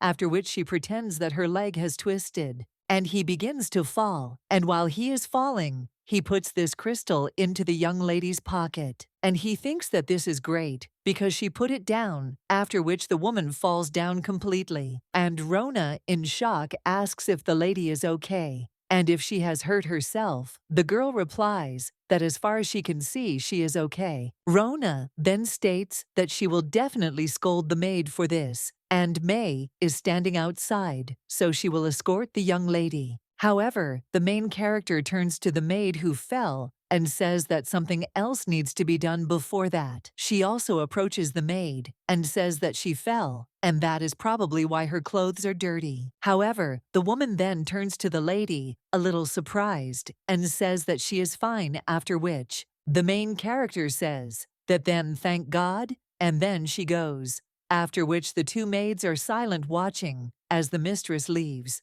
A little while later, the young lady introduces herself and states that her name is Ellie. The men then start whispering and claim that the girl doesn't even have a last name, so the Duke's bride is a commoner, and they ask what the hell is going on. Ellie realizes that their reaction is softer than she thought, and the young man at this time wants to stand up for Ellie. However, the Duke stops him and whispers that the guy has not forgotten what he told him last time. After all, until he returns to his previous position, let him not fuss and behave quietly. The young man gets a little angry after this, and the main character asks if he is in a bad mood, to which they answer that nothing of the sort. Then someone turns to the Duke, and it turns out to be the Viscount. He apologizes and asks if he could look at something. The Duke claims that it seems to be something urgent, since it hasn't even been brought up for discussion, and the Viscount claims that it is, and that it is the blue hope stone he spoke of earlier.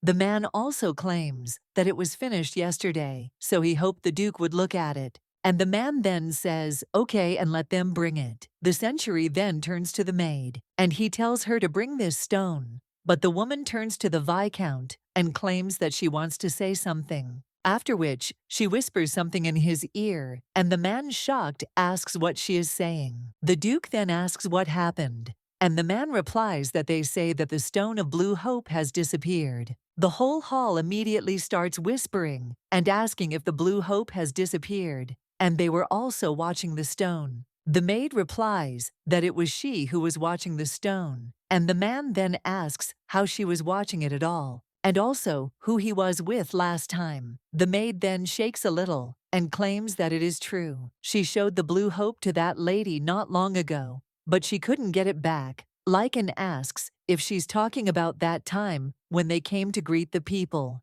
and she says that yes. The Viscount calmly let her admire it. The man then asks the Duke for forgiveness for telling him this, and for him hearing something. After all, probably everyone knows the story of the thief who broke into the castle of Count Lathion. He also claims that that young lady, or rather that girl's mother, is the famous thief. The men then scream, what did he tell them? Did the thief's daughter really get into them? That's why they scream at the Duke that after what they heard, they can't leave it like that. And the Duke understands that when they suddenly started talking about Blue Hope, he thought it was empty talk. And the Viscount at this time claims that this is why, if he doesn't mind, he would like to search this girl. The young lady is then a little surprised and asks what he is talking about, but the Viscount only bows and asks him to let him examine her. And the main character then claims that her mother was a thief, and that it is true. Well, she didn't touch anything, after which the man offers to check it out. Damian then looks at the young lady and worries a little about her. And the main character then agrees, but claims that if he doesn't find anything on her, he will apologize. The Viscount then says how impudent this is, and asserts that he will accept her conditions, and also asks for the Duke's permission. Erhard argues that if he has already received the young lady's permission, then is his permission needed at all? After which the maid approaches the young lady and asks her to excuse her. But when she looks in your pocket, he finds nothing and is a little surprised, after which he claims that there is nothing. The Viscount replies that this is true and there is nothing there, but then in shock he realizes what the maid said, and he screams, "What kind of nonsense is this?" And also whether she searched. Well, the woman answers that she did.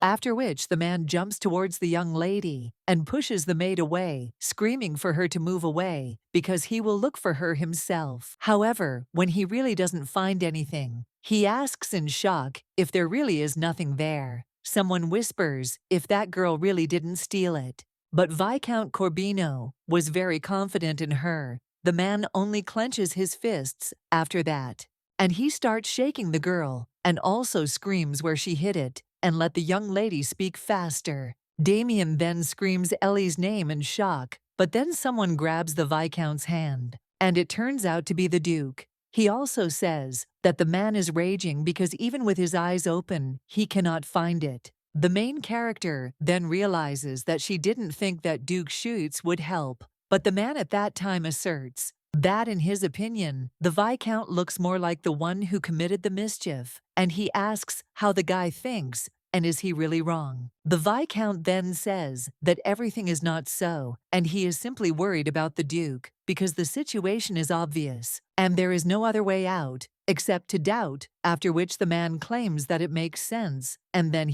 following the situation, the Duke must suspect the Viscount, and turns to Ante, and then he agrees, after which he approaches the Viscount and asks for forgiveness, and the man replies that it is fine, and let him check how clean he is, after which the servant checks the man. But then he finds this stone and turns to the Duke, showing it. Bacon then looks at it in shock, and he thinks why he was there, and also screams in shock, turning to the Duke, and he claims that he knows nothing about it, and also asks to believe him, because he is really innocent. The main character understands that it is good that Blue Hope is such a light stone, and first, the clever daughter of the thief uncovered the maid's plan, feeling the weight in her pocket, after which, when she was being searched, the girl carefully pulled out the Blue Hope that had been placed in the maid's pocket. After which, she put the stone she had pulled out into the Viscount's pocket and understood that she could take advantage of the moment when he was distracted. And the station where you can get off is called Smart Eli. The girl understands that the maid and the bacon acted as she wanted. It's a shame it's cold in the north, so the thick clothes fit well into the plan. And thanks to this, the two didn't notice the Blue Hope. The Duke then turns to the Viscount, who only gets nervous. The man then claims that regardless of that,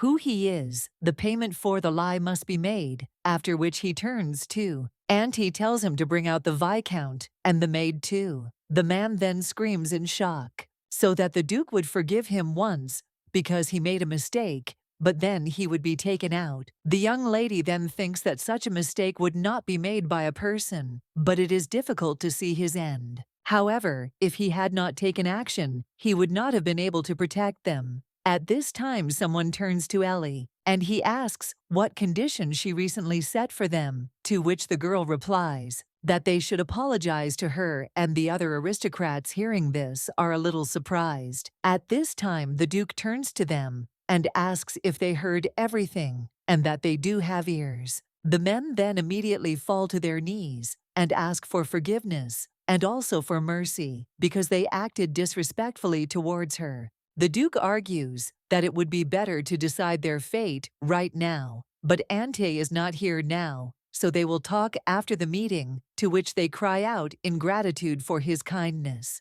The man also says that those who did not agree should sit down more comfortably, to which the other men who did not suspect the young lady thank him and sit down. The Duke then turns to the young lady and Damian and tells them to sit down as well, after which he himself sits down at the table and says that now they can get down to business again, because as he said earlier, he plans to marry these two children. But then who raises his hand and tells the Duke that nobles are forbidden to marry commoners. But the man replies that he knows, and that is why he called them all to find a family to adopt Ellie. The girl then looks at the Duke in shock, and men also think whether he is talking about adoption. The young lady at this time only smiles. The Duke asks which family is better, but the young lady wonders how nobles will adopt the daughter of a thief. He also claims that if no one steps forward, then things will have to be done differently. After which, he turns to Ellie and tells her to choose, because she will bear the name of that family. So it is up to her to choose. The young lady is thinking about this at this time, but remembers how someone asked if they really need to make this girl their daughter's servant. Someone also claimed that it was a disgrace to their family.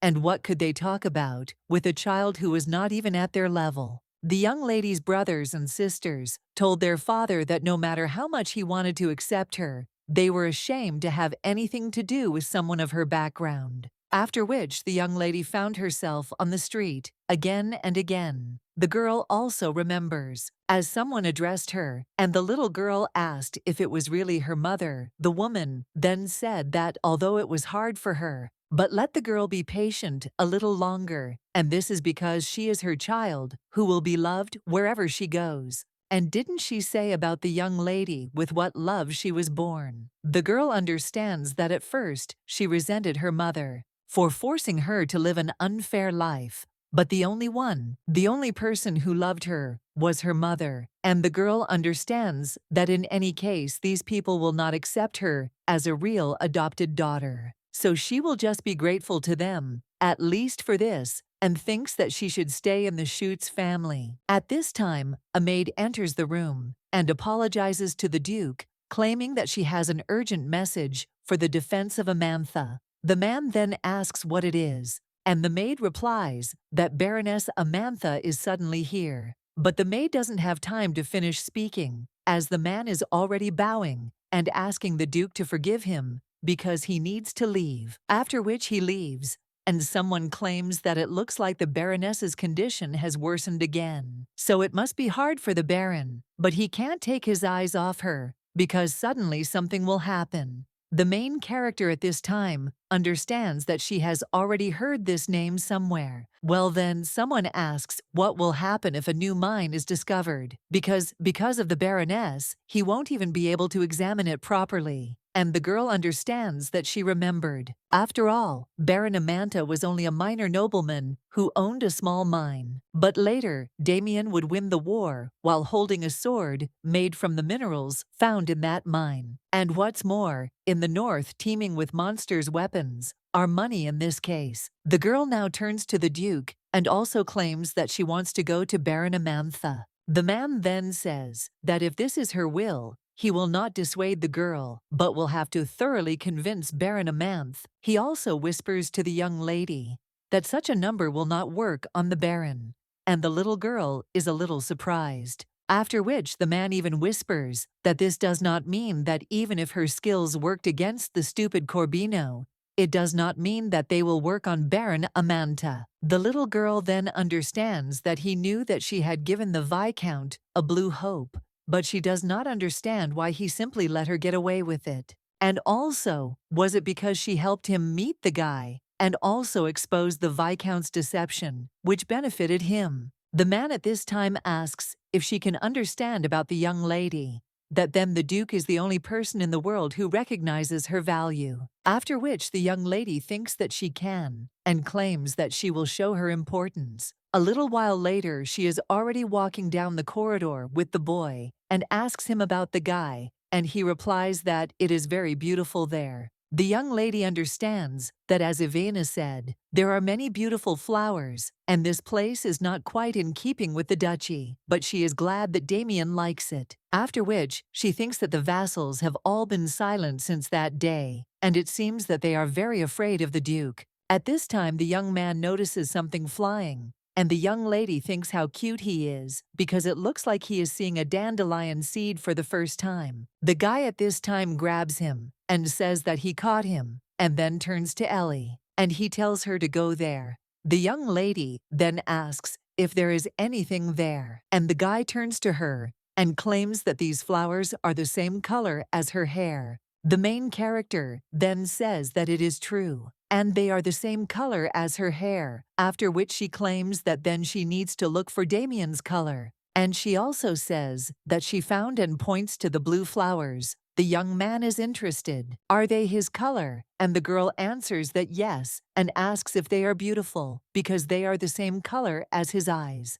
The young man smiles after this, and the main character understands that now he can smile brightly. Then he turns to the young man and asks if he heard the same thing, that she will soon be adopted. The guy then asks if it's true and if she'll go, and the girl replies that she will, and she is going to become the adopted daughter of Baron Amantha. The guy then asks if he will never see Ellie again, and the girl replies that no, and she will simply take her name, and so they will be together. And the young man asks if this is true, and the girl replies that of course, because she promised. Ellie realizes that he is already making eyes at her, after which she asks if Damian has already decided something for himself. After all, he went somewhere in the morning, and the guy replies that he was taught fencing because tomorrow he will start training seriously. And the girl claims that then today is the only day when they can play calmly. After which, she also suggests playing tag, and claims that this game is when one drives and catches the other. The young man already imagines how the girl will hug him, and says that he wants to play. And the main character then says that great, and then let the guy run away first, because she will catch him. A little while later, they are all exhausted from the fun, and the girl says that it is hard for her, and also suggests that they go back because Ivan will be worried, to which the young man agrees, and says that he is tired. Ellie also claims that the tag is over, so she can let go of her hands, to which the young man agrees. Well then, the main character turns around and notices something, and also thinks, is this really the vassal of Viscount Corbino? When she and Damian are alone, the girl also addresses the guy, and also screams for him to be careful. But when the young lady opens her eyes, she sees that no one is attacking them. And when she looks in that direction, he only sees a woman sitting on the ground, frozen solid. She asks where she is, and claims that it is very cold there. And the young lady thinks, is this really not a vassal then? Who is it?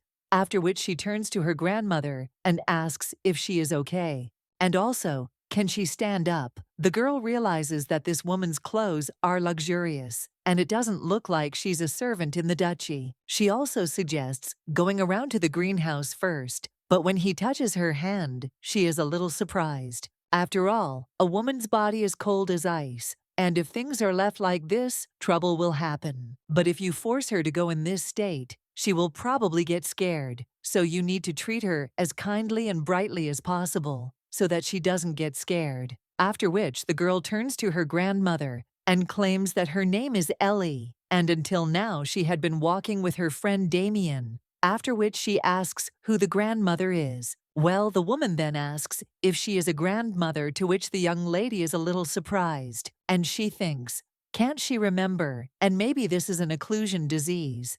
After all, it's like the dementia of her past life. Occlusion is a disease in which memories gradually disappear. And in addition, they say that if you make a sick person anxious, then his condition will worsen. The young lady also heard that it was an incurable disease, for which there was no cure. After which, she adjusts her scarf and tells her grandmother that her hands are very cold, and there are a lot of beautiful flowers blooming there, so she offers to go with her and play, and claims that it is very warm there.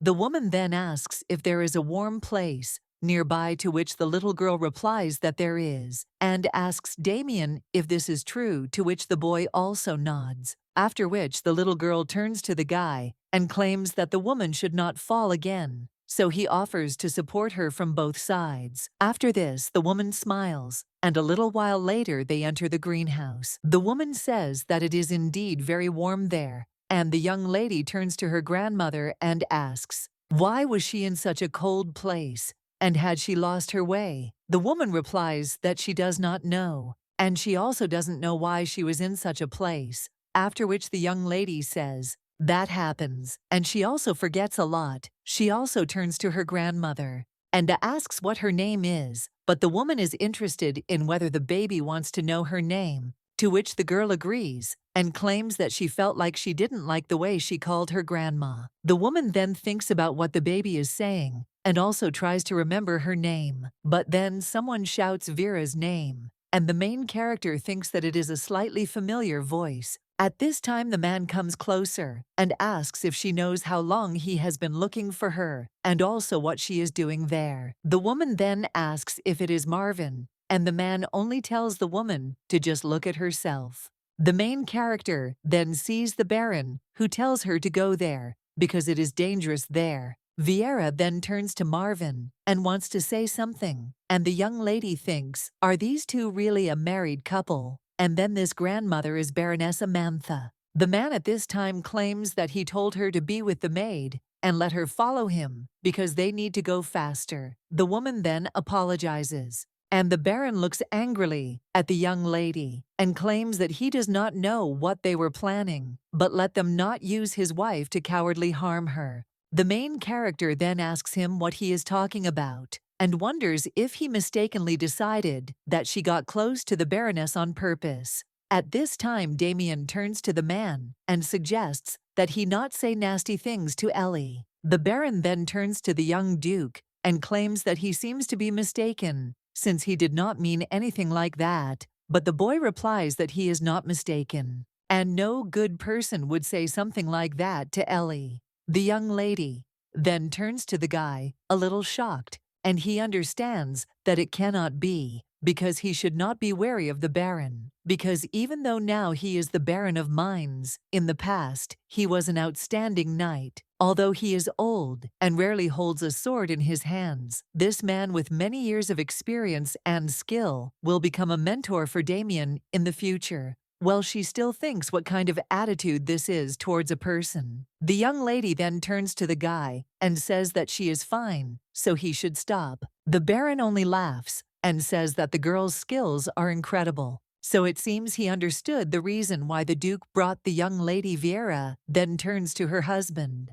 and he just claims that it won't work on him. So let the girl not approach his wife because he doesn't plan to adopt her. After which they leave, and the main character thinks that she is lost and assumed that the man would hate her, but not to that extent. However, the young lady understands that everything is fine, since the Baron's misunderstanding of this situation was natural, and even Damian was branded. Now the young lady turns to the guy and says that it is not good to warn anyone, and the young man then wonders why, because Ellie herself said last time that he should not be offended, but fight back when he is angry, and the young lady claims that she said so, but it related to her affairs, and the guy then claims that that person just said something bad to Ellie. and it makes him angry, so that's why he did it. After which the young man asks if he really made a mistake, and the main character looking at him understands that Damian is a child who has never known the feelings of anger and sadness,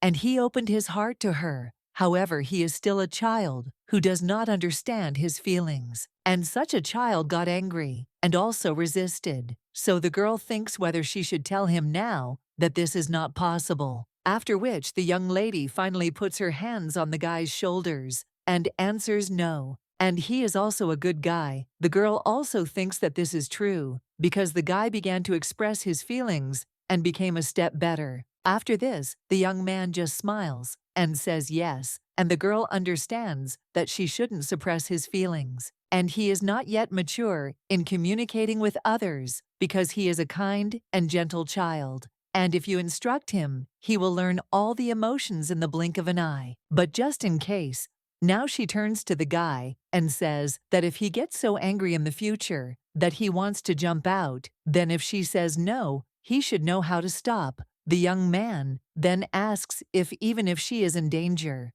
and the main character replies that she will do so as not to be in dangerous situations, and even if they are, she will get out, to which the boy replies that he understands. And the girl strokes him and also thinks what an innocent boy he is. At this time, someone turns to the master and mistress, and when the young lady turns around, she sees that it is Ivana, and also wonders whether the Baron has already informed her of his refusal to adopt her. The woman at this time asks if they have encountered the case with Baron Amantha. The girl replies that they have recently met and they were together with the Baroness. The maid at this time only says that the master and mistress should avoid her the next time they encounter the Baroness, and the little girl asks why.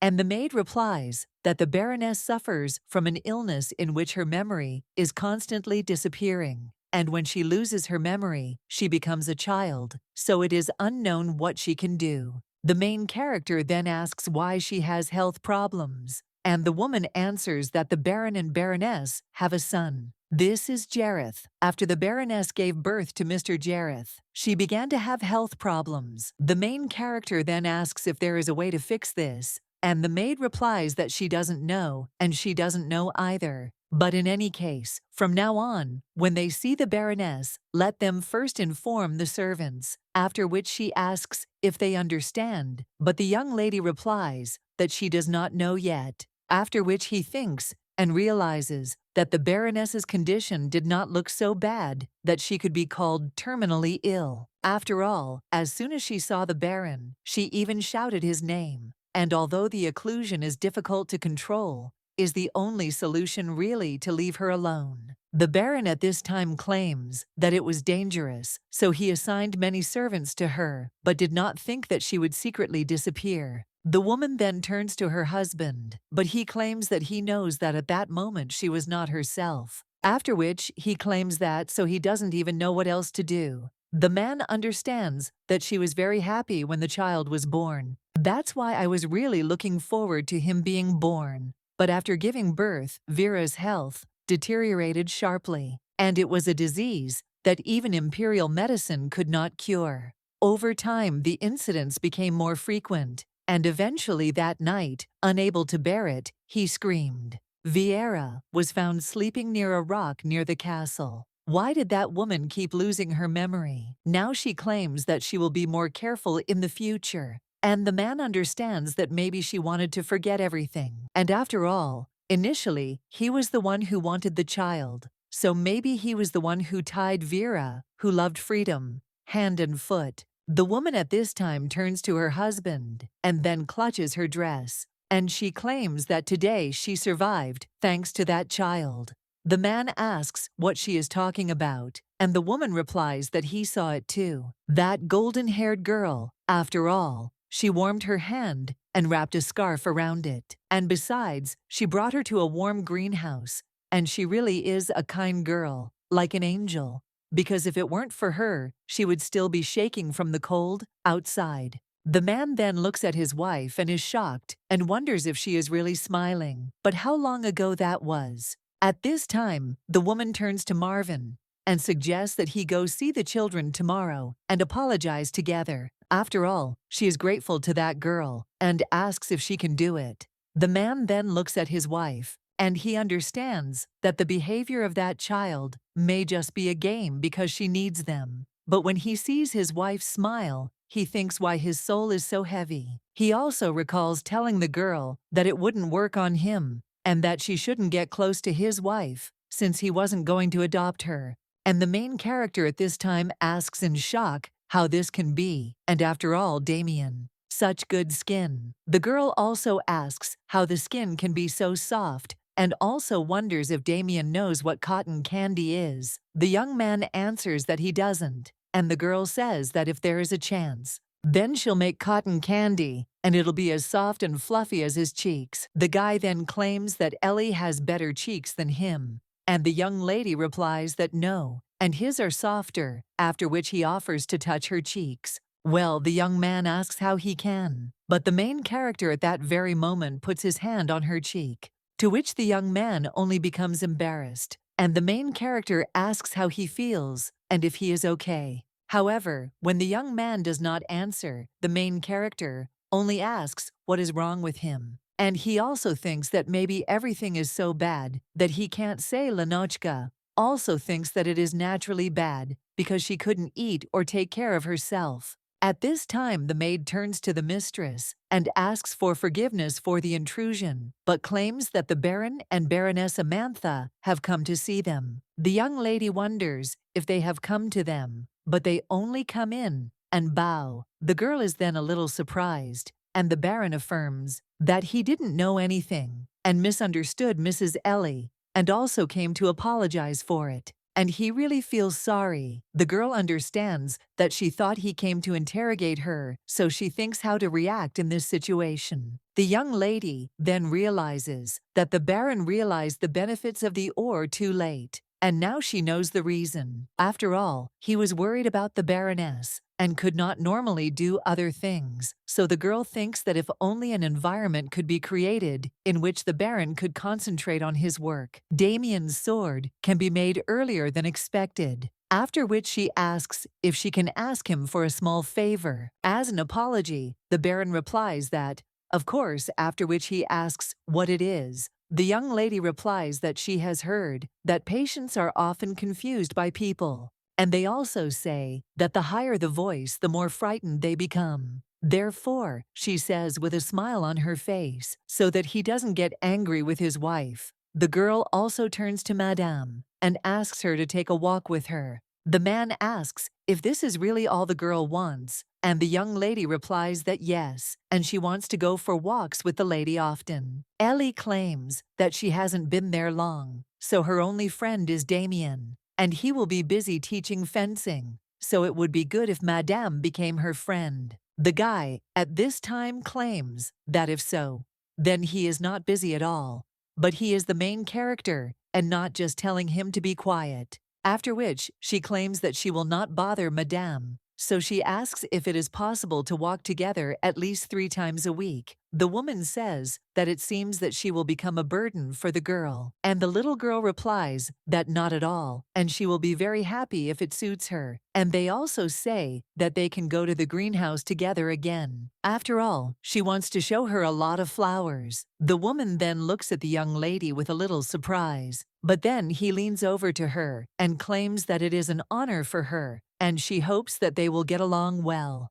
After which they are already sitting at the table, and the main character tells the story of how she came to the Duke's estate. The woman then says that this is how difficult the decision to come north is. The little girl understands that she is not happy, that adults address her in a respectful tone, after which she claims that the raven or unexpected thing and frighten her, but compared to the shelter, there is simply paradise. The girl also understands that this is 1,000 times better than being beaten, and soon she will receive capital, so everything is fine. The woman then says that it was hard for the little one, after which she takes her hand in hers and also asks if it was very hard for her. The little girl gets a little embarrassed after this, and then says that not really, because all the children at the orphanage are very kind. Of course, there were also unkind people, and especially the teachers were terrible, but the Duke crushed them all, or rather simply resolved everything.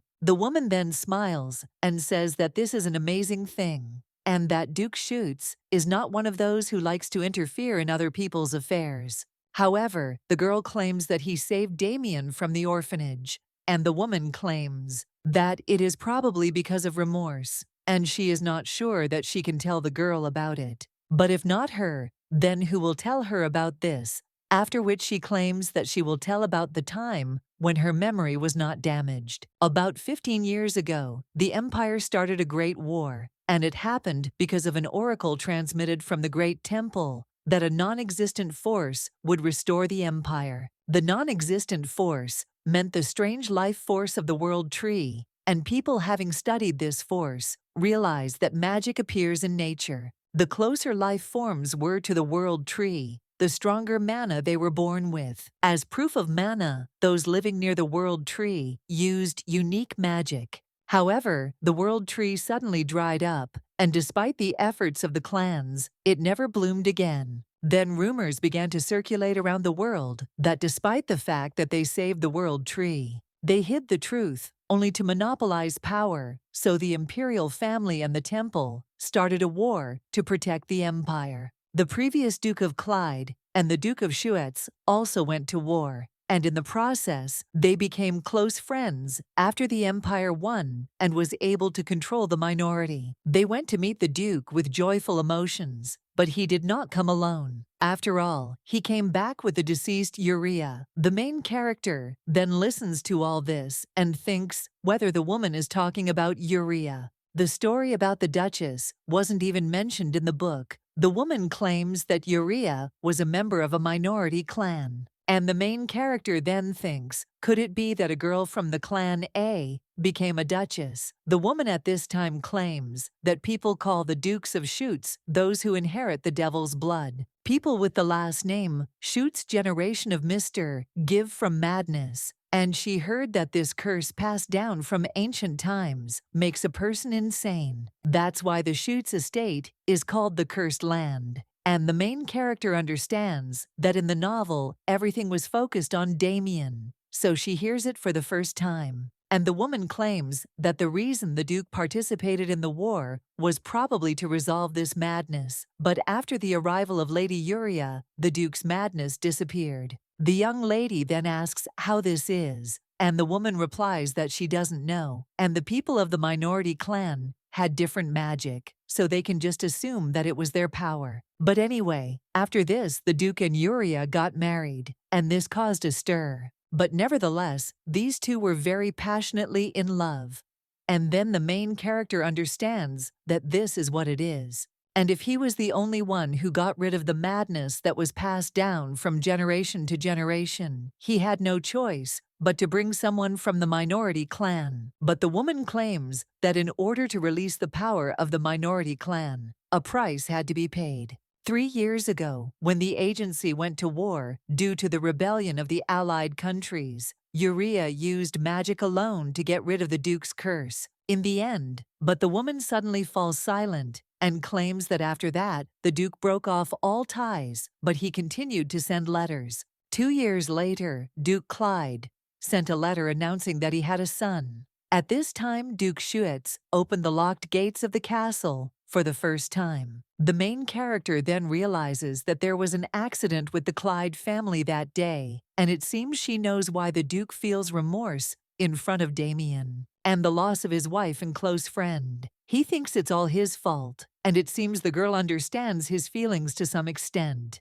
After all, she also had the experience of losing someone dear to her. The woman at this time turns to Mrs. Ellie, and he asks if she is okay, and also says that she shouldn't have told him. The young lady then replies that she is not, and that she simply feels very sorry for the Duke. The woman then strokes the girl's head and says that it is true. However, when she is with Mrs. Ellie, she suddenly remembers her son. The main character then asks if she has a son, and the woman replies that yes, but he cannot become her friend because he is quite an adult and busy working in the mine. The young lady then turns to Madam and then asks, Can she take a look at the mine? And a little while later, the young lady is already there. The man is working on one of the swords at this time and understands that he must achieve results as quickly as possible, and also thinks how to develop it better. It turns out to be Baron Amantha. The guy understands that at this rate, he will not be able to please his sick mother, not getting your father's recognition, and he has to help your father so that he doesn't get disappointed in him. At this point, the man turns to his son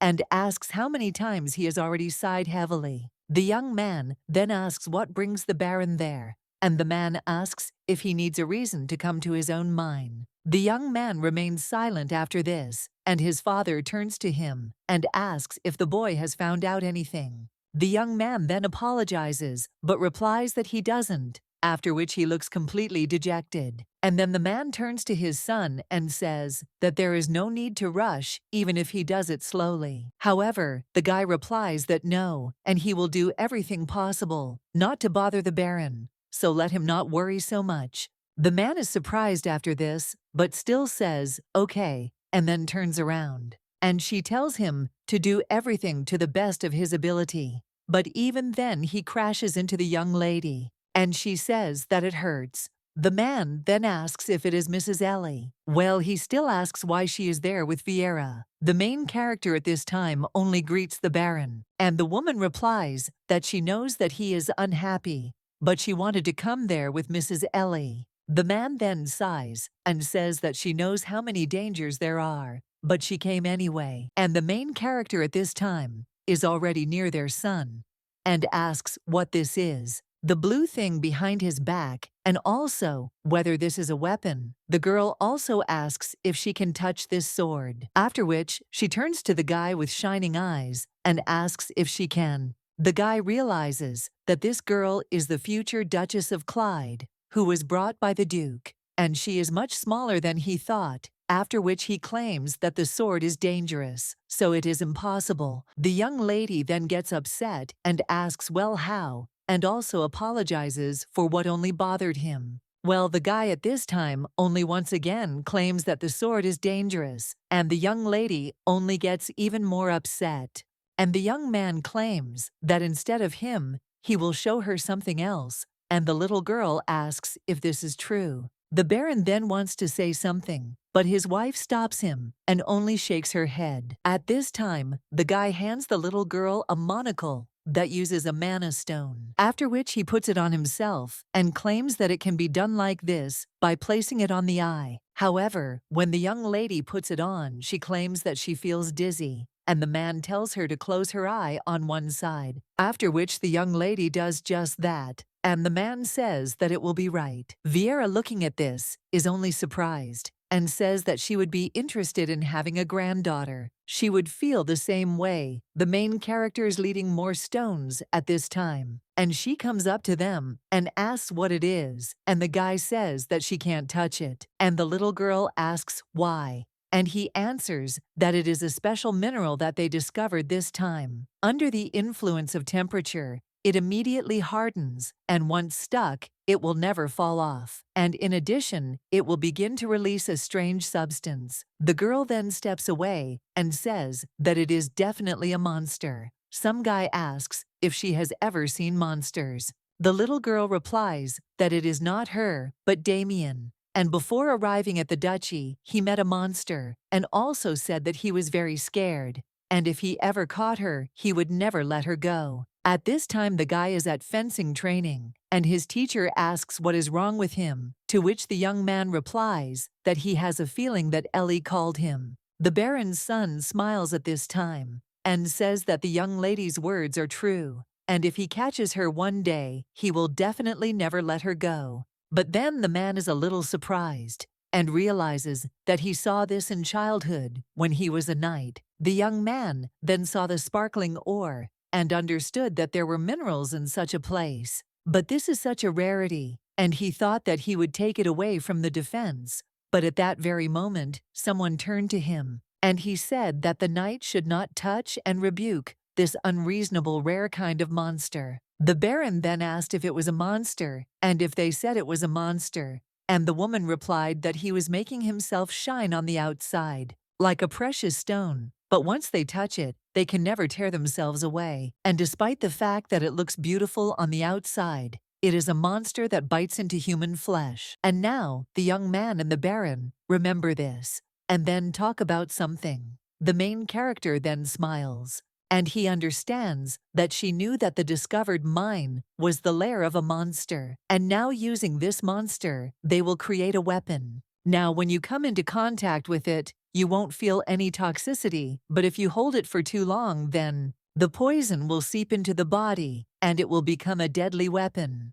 So the girl thinks that they are poor and decide to attack first. But they still thought about making a weapon out of a monster, and it looks very much like the vassals of Schutz. However, 3 years ahead of schedule. At this time, someone turns to Mrs. Ellie and offers to return now. Well, the young lady says that she couldn't even have a normal conversation with the guy, and the woman answers that this is enough, and Mrs. Ellie has done a great job for her son and husband, as well as for her. The young lady then only looks at the woman, and she insists that they need to return before nightfall, because the Duke will be worried, to which the young lady agrees. And when she turns around, she sees the two discussing something with smiles on their faces. At this time, the Duke is sitting in his office and writing something, and someone reports to him that for this reason, Mrs. Ellie spent time with Baroness Amantha. The man then claims that she became close, not to the Baron, but to his wife, and that she is a rather smart child, because now the Baron can concentrate on his primary work. At this time, the butler turns to the Duke and says that this is what he sent, and the man looks at it. He asks if this is really an arrow, to which he replies that yes, and it was made from a recently discovered material. The Duke then touches the arrow, but when it starts to stick to his finger, he asks what it is. And the butler replies that in fact the mineral discovered by the Baron was a monster, and he is an incredible person, since he uses monsters to make weapons. The Duke then says that just like he thought he was completely lost because of his wife, and also did not expect that he would make such a good thing. However, it is better to make swords out of this than arrows. The butlers claim that this is only the beginning, and they will develop this matter step by step, after which he also claims that he now understands why he brought Mrs. Ellie. Duke then asks why, and the man replies that this discovery was made thanks to Mrs. Ellie. The man then asks if it was really thanks to this child, and the butler replies that yes, and perhaps she said it out of surprise. But thanks to this, they were able to understand that this is a monster, and she is smart in her own way. The Duke thinks for a moment after this, and realizes that he brought Ellie because of her. She might have some relation to the Emperor, and despite her young age, she has an invincible spirit and excellent strategy. Thus, it is highly likely that the imperial family took steps to use the child to tame Damian and force him to obey the imperial family. And what's more, Clyde's immersion into eternal sleep was not a simple accident, and he thought that he would benefit from it, from the disclosure of the truth. But even if the information said by the child was an accident, he definitely thought so. Well, now he thinks that if she has some relation to the Emperor, then why could such an assumption cloud his mind? At this time, the butler hears someone enter the room and immediately pulls a dagger out of his jacket. And they are also preparing for an attack, but then he is a little surprised because he sees that it is Mrs. Ellie. The young lady merely greets him, and the man hides the dagger and asks for what reason she came there. The girl then claims that she wanted to say hello to the Duke, and the man then says that this is how it is. The young lady at this time thinks that she was just trying to quietly eavesdrop to find out if the developments were going well, and she needs to be more careful because she almost got killed. At this time, the Duke asks what she forgot there. The little girl claims that she wanted to give him something, after which he holds one bag in his hands and claims that it is a cure for headaches. After all, she heard from Rona that the Duke sometimes gets headaches, so she gives this to him. The butler says that the girl is so caring and asks where she got this from. And the little girl replies that she accidentally remembers how she recently said that she had a headache. Well, then the girl decides to change the subject and asks what the butler is hiding behind his back. The man then asks what she is talking about and throws the dagger back, after which he shows his hand and tells the little girl to look, because there is nothing there, and the young lady smiles and says that indeed there is nothing, and it looks like she was mistaken. At this time the Duke turns to her and asks why she was so worried, and the little girl replies that she was worried. But the Duke then asks if this is so, and the little girl answers yes, after which the butler turns to Mrs. Ellie, and he asks if she will give him medicine. Here he also sometimes gets headaches. The young lady then agrees and places the medicine in his hand, but the Duke then turns to Franz and also says that he will take the medicine. The butler is a little surprised after this, and the Duke just snatches the medicine from his hands. The man then thinks, is this really a man who has never even had dizziness? She takes medicine for a headache, and the Duke at this time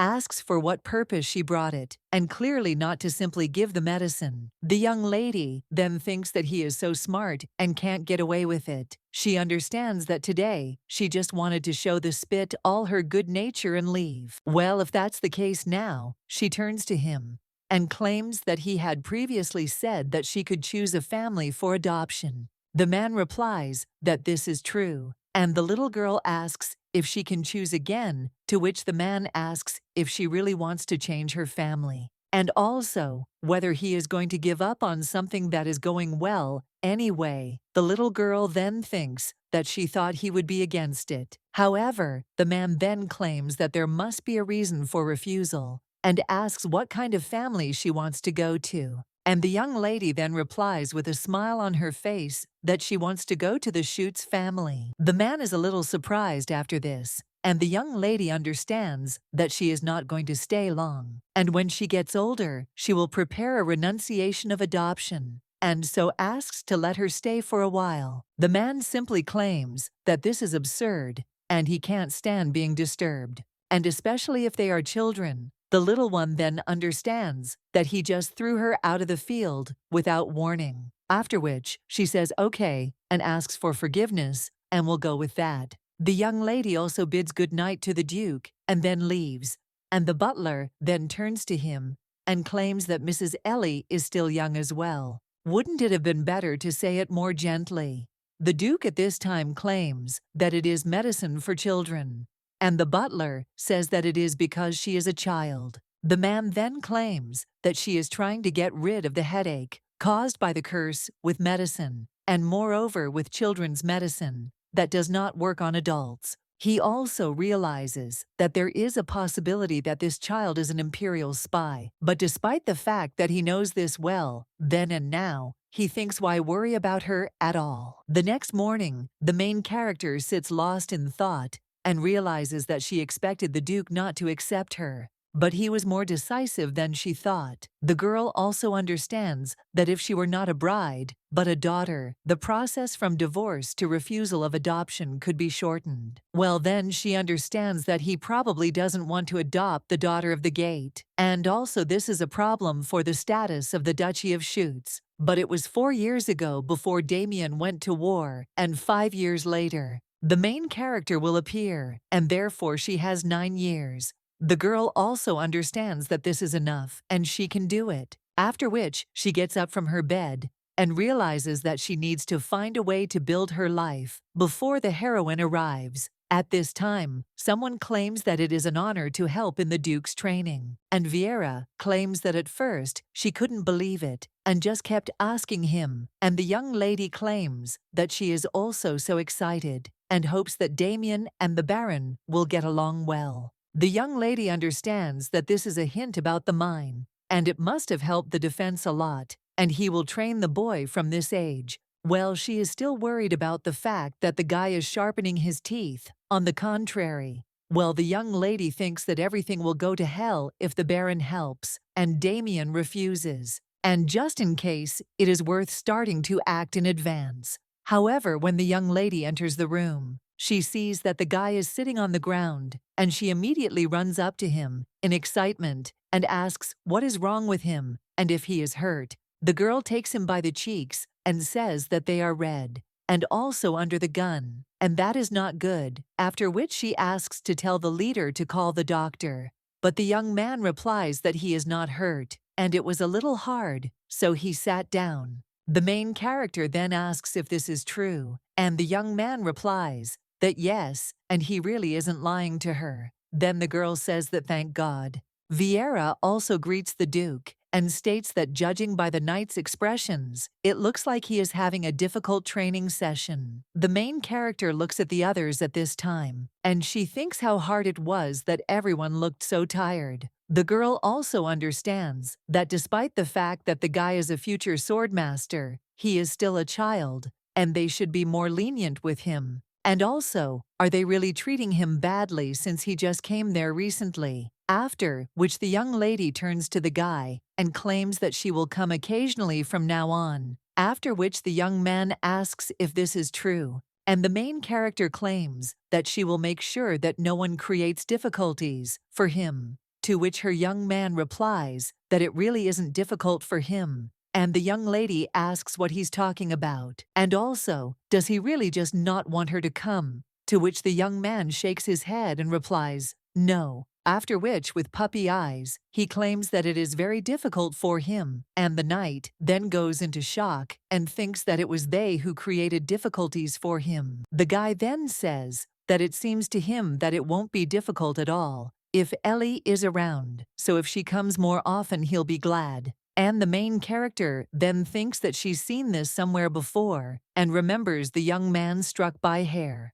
And he did this when he did something wrong. And then the guy ate Betty's sweets, but the main character understands that the guy can't lie, after which she strokes his head and says that she understands and will come more often in the future. The girl also says that Damian tried hard and he is a good guy, and the woman watching these two says how charming they are. The knights are almost crying at this time and begging for mercy. But at this time, someone else enters the room and greets the young duke. It turns out to be the baron, and when he sees his wife with the girl, he asks if they are there too. The young lady then greets the baron, and he claims that he did not think they were together. The little girl claims that she came to thank him for the training, and asks if it is really a problem that they came. But the man replies that it is not, and on the contrary, Mrs. Ellie helped him a lot, and he was also going to give it to her at another time. But since she came, he will give it to her in advance,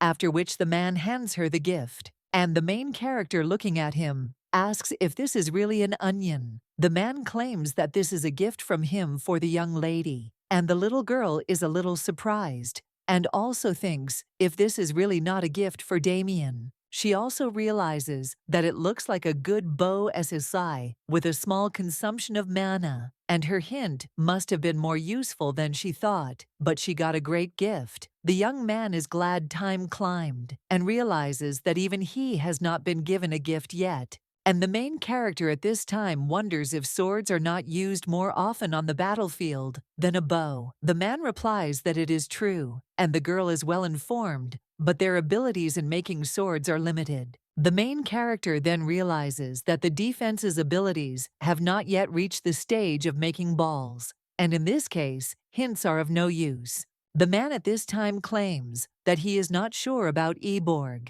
and the main character asks who he is, after which the man replies that he is a blacksmith working in the duchy. And it would not be an exaggeration to say that all the knightly swords are made by him. The little girl then asks if she can ask him to do something, and the baron is a little puzzled and states that Eborg is currently blind in one eye. And the main character then asks in shock if he is really blind, and the man replies that yes, and the doctor said that he could go blind in the other eye. The young lady then wonders if even a doctor can't cure this disease, and the man replies that no, and if it were his ability, he would have done it long ago, but Eborg himself refuses treatment. The young lady then wonders why, but then realizes that if she asks the baron, she will look like an information digger, so she should stop and ask someone else. After which the little girl says that it means he has his reasons for that, and the man asks if she will ask more. The girl answers that yes, and her mother told her that one should not carelessly ask about other people's affairs. Therefore, probably, he also did not tell him the reason, and the girl asks if this is so. and the man answers that it is true, after which the young lady smiles and then asks if they will train, and also states that Damian is still eating, so let the man take care of him. The little girl also understands that she means to be more lenient with the guy and wonders if the Baron understands her. The girl also understands that now she can find out about Eborg. Well, then someone touches her hand, and when the young lady turns around, she sees Damian there. The girl asks what is going on, and the young man claims that he doesn't like that person. And the main character then looks at the guy, and then again, defensively, and thinks what the child is saying. And thank God, the Baron didn't hear. The young lady then asks why, and even if he looks like a grandfather, he is very, very strong and tall. But the guy then only clutches his shirt and claims that the man is bad. After all, he said these rude things to her, and the boy with tears in his eyes claims that Ellie is not bad, but he made him angry, speaking unflatteringly about her, after which once again screams that Ellie is not bad, and this man got angry and called her a bad child, and also drove her away. The young lady then pats the guy on the head and claims that she is fine, and the young man trusts her, and that is enough for her. But the boy asks if that is really enough. Well, the young lady notes that, of course, so she hopes that he will trust her with the defense, just as he trusts her. After all, it will help a lot Damian. The young man then says that it is good, and if Ellie wants it, then he agrees. After which the young lady asks if it is true, and also hugs the boy and claims that this is an excellent solution, from which the young man gets a little scared, after which he turns to Ellie. And the girl at this time thinks that if this were the original story, then Damian wouldn't hate him so much.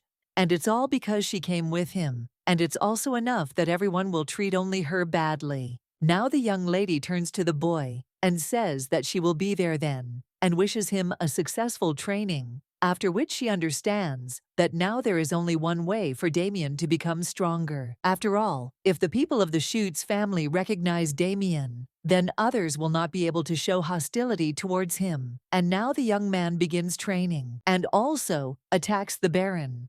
But he deftly repels the attacks. The butler at this time approaches them and says that Madam was there, and Mrs. Ellie. The young lady then asks what his fate is there, and the man asks if today isn't the first day of the Duke's training, and naturally he should come. And he was, of course, worried, but it seems the gentleman is doing well. The main character replies that yes, and she thinks the Baron is also taking this seriously, after which she also shows the bow and claims that he did it for her. And also, it is a bow made from a recently discovered mineral. The young lady understands that she has increased the Baron's favor, and he thinks that he should notice, but the butler only looks away and says that the Duke has lost the initiative. The young lady understands that this is some kind of sluggish reaction and wonders what he is holding behind his back, after which the girl tries to look there and thinks that the man is hiding it. And that is why she is even more curious. But at this time some sound comes from the training hall, and the main character looking at the boy is a little worried about him. The butler then asks if she will go and see, and the girl clenches her fists and claims that she wants to go, but will not do it. She understands that she cannot always stand up for him, and that in order for the guy to proudly inherit the family name, he must rise up on his own. At this time, the Baron stands with the ball aimed at the young man, and understands that he tried several times to adjust to the tempo, but Togo himself, without realizing it, got lost. He also understands that the Duke's current fencing leaves much to be desired, but his ability to read moves and attack mercilessly is excellent. But even experienced knights on the battlefield cannot read movements so quickly, so he wonders how this little boy managed to do it. At this time, the young man runs up to the Baron again and attacks him, but he repels the attack, and the man understands that before he came, the knight had opposed him. And judging by their expressions, the training turned out to be more difficult than expected. But now the Duke is crossing swords with him, and when he lived, there were times of confronting monsters. At this time, the boy falls, and the man tells him to get up, because the training is not over yet. The young man just looks at him a little angrily, and the man wonders if that experience really created this skill, after which he claims that there are two types of fencing, and this fencing is for attack as well as defense, and only its attacking ability is excellent. But his sword still cannot protect others, after which the young man clenches his fist, and he rises again, and also breathing heavily, he looks clearly at the Duke. Here he gets a little scared, after which the sword falls out of the young man's hands, and he says that that's enough for today and let the guy have a good rest. The guy then claims that he can still continue. The Baron says that by showing his weaknesses, he is missing his chance to win. So they will see each other again after a break. After that, the Baron talks to the Roz, and when he turns around, he sees that the young lady approaches the guy, after which he smiles and understands that now it is clear to him why Duke Schutz brought this child. The young lady then turns to the guy and realizes that this is the first time she has seen him so upset, after which she thinks how she should proceed since he has an aversion to defense. Well, the young man just turns to Ellie and claims that he will try and become a strong person. The main character then smiles and realizes that she didn't need to worry because the guy now has a goal, and that's a good change. After which the girl says that he is already strong enough, but the young man replies that in order to protect the people dear to him, he must become even stronger, and now he can't do anything. The young lady then thinks that he says this phrase in the original story. At the moment the main character appears and thinks it's okay that he said it now, after which she claims that then he should eat more in the future. The guy asks if it has anything to do with food, and the girl replies that of course if he eats well, he will be able to fight 1 against 17. The girl also realizes that she has wiped everything, and at this time someone turns to the Duke and Mrs. Ellie. It turns out to be the maid, and she claims that lunch is ready and that you can't skip lunchtime, so they suggest going together. The young lady then agrees and tells Damian to go with her because he needs to eat and get stronger. A little while later, they are already heading down the road, and the young lady sighs and also says that it is quite chilly today. The guy claims that he is nevertheless happy to hang out with Ellie, and the young lady asks if this is true. The young man then begins to blow warm air, and the main character asks if he repeats after her. The young man then replies that yes, and the girl thinks how cute he is, after which she says that it's great, and also suggests going that way this time. But then the maid turns to the Duke and Mrs. Ellie, and also claims that that road is dangerous, so she suggests going the other way. The main character then asks why. When she turns to the maid, she asks why she covers her nose, after which the woman apologizes to the mistress and claims that there is some kind of stench nearby, and also her nose is more sensitive than other people's, and the smell on the training ground was also pungent. The little girl then asks if it's true what he tells her that she doesn't feel any smell. But then, in shock, she asks if it really comes from her, and that it definitely isn't Damian, because he smells fragrant. The maid then screams that this cannot be, and Mrs. Ellie, as well as the Duke, always smell of flowers. The woman also claims that she wants to show them a place, so she suggests following her, after which they approach one of the lakes, and he claims that this place is called the Red Lake, which is only on their territory, and also many people who came too close to the lake out of curiosity about its color drowned, and she brought them there to let them know in advance about the danger of this place. The main character wonders if people really fell there and fell into eternal sleep, and the woman replies that every year there were incidents, so they thought about filling it up. But because of the magic, it never filled up, so the two of them shouldn't go near the lake. The main character immediately turns to Damian and asks if he heard, but the maid stands behind the mistress and tells her to promise too. The young lady then gets a little angry and claims that she is older than Damian, but suddenly they hear some noise from behind the door of the hut. The main character then gets scared and hugs Damian, but then a man comes out of there with an eye patch and drops of red liquid on his beard. Crows also fly away from that place, and the main character watching this man wonders if he is an evil demon. Well, he just drinks something from a bottle, and the main character thinks that it smells like alcohol, and there is also some kind of sour smell coming from him. At this time, the maid greets him and says that they haven't seen each other for a long time, and also asks if the man remembers her, but he only claims that he told her not to turn the children there, and it is dangerous there. The woman then replies that she knows, however, she still covers her nose, and the young lady realizes that it was difficult for her to be near him because of the smell of this man, after which the maid suggests that they quickly leave there. But after this, the woman only says that this is Mr. Eborg, and the main character, hearing this, understands that this is the same blacksmith who forged Damian's sword. When they finally leave from there, the maid seems to have escaped from the lair of monsters, but the main game does not turn to her and asks if this is really the same Eborg who made weapons for the duchy, because she heard about it from the baron. The maid replies that yes, it is an old story. The young lady asks if he is making it now since he is blind, after which the woman replies that the guy's daughter fell into a red lake and fell into eternal sleep. She also says that it was a long time ago, and everyone in the duchy knows about it, and the young lady understands that that is why he smelled of alcohol. After all, he is so sad that his daughter has fallen into eternal sleep, and he also has problems with his eyes, and the woman claims that they say Ebort became like this after Yuri fell into eternal sleep, and it was hard for him after his daughter's immersion in eternal sleep. However, Yuri comes to the duchy and communicates with the lady who was the same age as his daughter.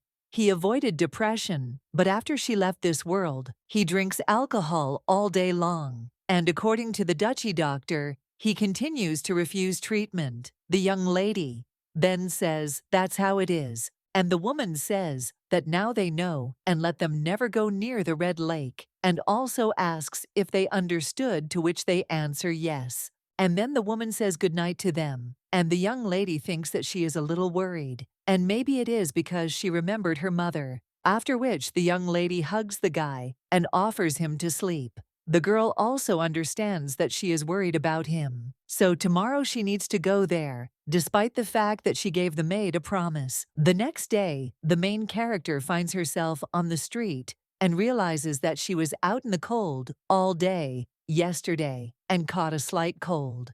However, she did not expect that just because of one sneeze, they would call the Duke's doctor and everyone there would be so caring. Then the young lady goes to the tree and sees the doctor from the duchy coming out of the man's hut. The doctor tries to fight off the crows, and the young lady wonders if today is the day of Eborg's treatment, after which she realizes that everything worked out well, because this way she can ask about Eborg. The young lady then turns to the doctor, but he only contacts the Viscount through the orb and tells him not to worry, because Eborg is now completely blind in one eye, and he believes that the more drugs he takes, the worse his condition becomes. Vec then tells the guy to make sure of this. After all, without Eborg, no one would be able to create a sword that contained the aura of the Duke, and without weapons, the military power of the Schutz duchy would be weakened. And this was a great opportunity for their Quintar family to engage in arms trading. The doctor then replies that yes, and he understood him perfectly well,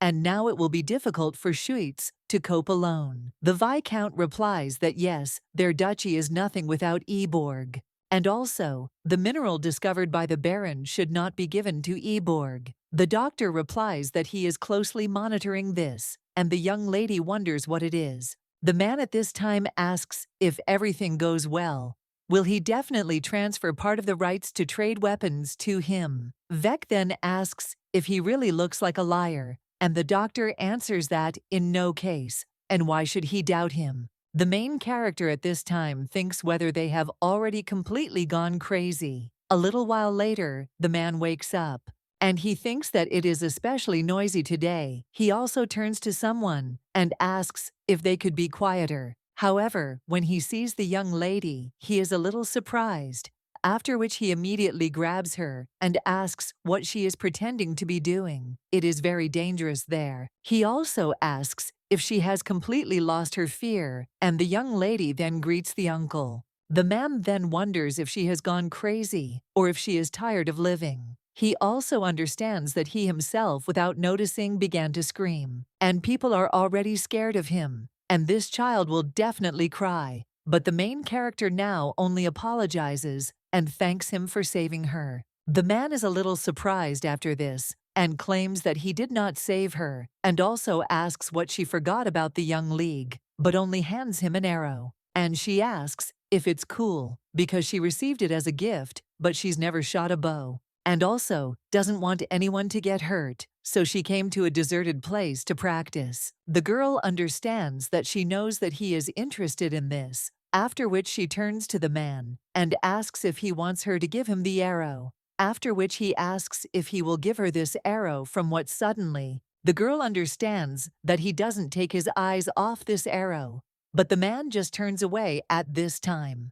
And he claims that he is not such a shameless person to take things from children, after which the young lady says that if you think about it, Baron Amantha, who gave it to her, will be upset if she gives it to him. Then she says that she will lend it to him for a short time and let him look at it as much as he wants, and then he can return it to her. The man then looks at the arrow and seems to be telling him to look at it because he is interested in what material it is made of. After which he finally says that he will look, and the young ladies understand that this is a successful way to attract attention to new minerals. At this time, the man suggests that they go inside first, because if they just stand there, they might freeze. After which they enter the room, and the main character thinks how much dirt there is in this house, and also the strong smell of alcohol. At this time, the man tells her to sit over there, because of some child, he now also has to do some unplanned cleaning. The young lady then thinks and realizes that there are forces that seek to harm the Duchy of Schutz, and Eborg's misfortune has become an opportunity for them.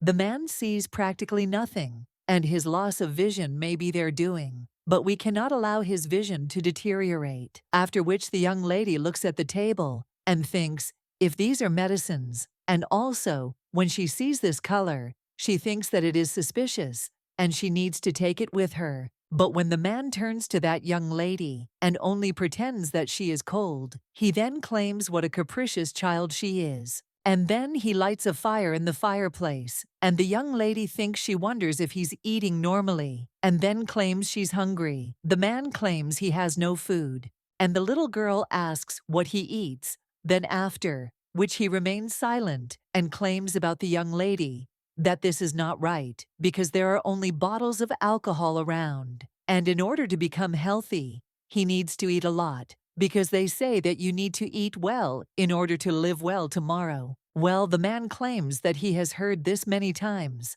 and he had a daughter who was much more beautiful and smarter than her, but now she is not answerable. She drowned in that very lake. And all this is because of him, because he should have told her not to go there, and he should have been more careful, but he couldn't. The main character then says that it is not the uncle's fault, and that her mother also fell into eternal sleep because of her. And the girl also claims that her mother did not do good deeds, and she is not going to justify her because she did badly. However, if she had not been there, then perhaps she would not have made such an unwise choice. But nevertheless, if her mother had such experiences, she would have said the following. This is that it is not her fault, so if his daughter were with him now, she would say exactly this. The man then looks at the young lady with a little surprise, and also claims that several years ago, there was a person who said the same thing as she did, and now this person is not in their world.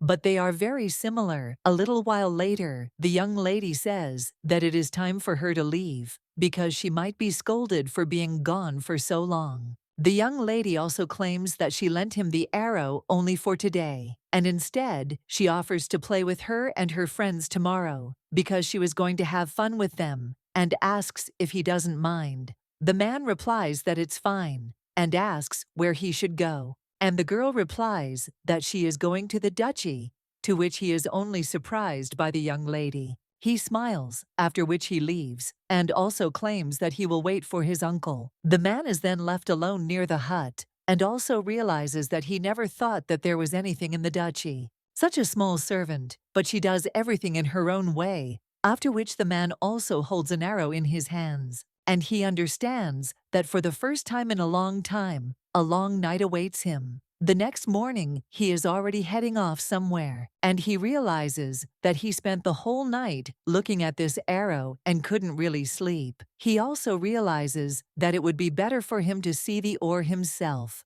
from which the arrowhead is made, but then he thinks who will entrust the work to the blacksmith, who hasn't used his hammer for 10 years. And looking at the duchy building, he thinks how long it's been since he was next to him. He also thinks that there will be trouble if he sees the Duke, and he won't even be able to raise his eyes to him. The man also wonders if he smells of alcohol, because he can't afford to stink in front of his children. At this time the knights turn to the man and ask why he came there, but then they also ask what he has in his hands. And when they see the arrow, they start to take out their swords and tell him to reveal his identity. The man then tells them to listen and wants to introduce himself, but he realizes that there are no people left in the duchy who know him, and she also thinks how to explain everything to him. But at that time, someone opens the gate and says that he was gone for so long that she couldn't recognize him. It turns out to be Vera, and she is a knight. They ask if she knows this man, and the woman replies that she does, and she knows him very well. After which he says that they haven't seen each other for a long time, with Eborg. A little while later, he thanks her and claims that thanks to her, he was able to enter. The woman says that it is quite natural that he will not be welcome there if he comes only with an arrow in his hands. After which the woman tells him to come in because Mrs. Ellie is waiting for him. The man then mutters under his breath, "Isn't that little girl a maid?" and then enters the room. And the main character turns to her uncle and says that he came early and also greets his madam. The man only wonders if this is Baron Amantha, and the Baron, in shock, asks if this is Eborg, and also wonders how he got there. The young lady claims that she invited him to present the harrow, and he is her friend who is interested in weapons. He also liked the gift he gave her, and since the Baron makes weapons, she thinks they have something to talk about. The man then asks how this is possible, and the main character tells her uncle to sit there, after which he does so, and the Baron asks what it means that Vera heard from Ellie about his visit and went to meet him. The man replies that yes, and such a thing happened in his life. The young lady understands that the Baron suspects her again, but in this case, it is necessary to change the subject. After which the little girl turns to her uncle and asks how he likes the arrow, and the man replies that thanks to it, he got a good look at her, and yesterday he didn't know that she was a noblewoman, so he was a little rude. The girl replies that everything is fine and he shouldn't pay attention. And the Baron at this time turns to the man and says that if he looked at it, then what does he think about this arrow? And the man replies that it is an amazing thing, and asks how he came up with the idea of using monsters as consumables. And after this, the main character giggles in her mind and understands that everything is going according to her plan. At this time, the young man thinks that Ellie seems to like cocoa and slips it to the young lady. The girl then asks if he is going to drink, and the guy replies that he thinks Ellie should drink it, to which the young lady asks why. But at that moment, she hears someone screaming that he thinks so too, and when she turns around, she sees that it is the Baron. He, grabbing Eborg by the shoulders, claims that he also thinks that it is better to make balls than arrows, and he knew that the man would say so, after which he asks if he has decided and if they will try to do it together. The man also claims that with his skills he can create a great thing, but then he realizes that he went a little overboard and apologizes. And he also claims that his eye has not yet recovered, and also asks if he still does not think about undergoing treatment. But the man is only interested in what the Baron is talking about, and he diligently carries out the treatment. The Baron asks what he is talking about, and Eborg claims that he even received a prescription from Dr. Dethroned. Well then, he is shocked and thinks that today, while looking at the arrow, he forgot about the medicine. But then he also doesn't understand. Why does he see more clearly than usual? The Baron asks if he got the prescription, and the man thinks, did this medicine really have a bad effect on his vision? After which he turns to the Baron, and he says that he has a favor to ask of him. The young lady is watching him at this time. Meanwhile, the Duke is talking to the other aristocrats, and someone claims that he is starting a periodic report on each territory. One of the men then thinks that if that thief's daughter becomes the heir, then problems with the imperial family cannot be avoided. And he also thinks, what will happen if the Duchy of Schuetz collapses because of this? Because even with the right to trade weapons, without the Duchy of Schuetz, it will not work. After which he looks at Viscount Quintar and wonders if he has come up with any plan. The Duke at this time only sits with a jar of pills and also remembers how the young lady told him not to get sick. The knight watching this thinks, what kind of bottle of medicine is this that pleases the Duke all day long? And the man at this time says that then they will begin. And then one of the people says that to begin with, they will begin a report from their lands. And this time, there is a new development there. Then someone else reports on their lands, and their Duke says that it is not bad, and also tells them to report further. One of them then claims that in Quintar, they created a new weapon, reducing the existing disadvantages and increasing the advantages, unlike the previous heavy swords. It is light and easy to use. The man then takes out this sword and says, that is why I would like to dedicate it to the Duke. He understands that until now, the balls for the Duke were forged by Eborg, but now everything has changed.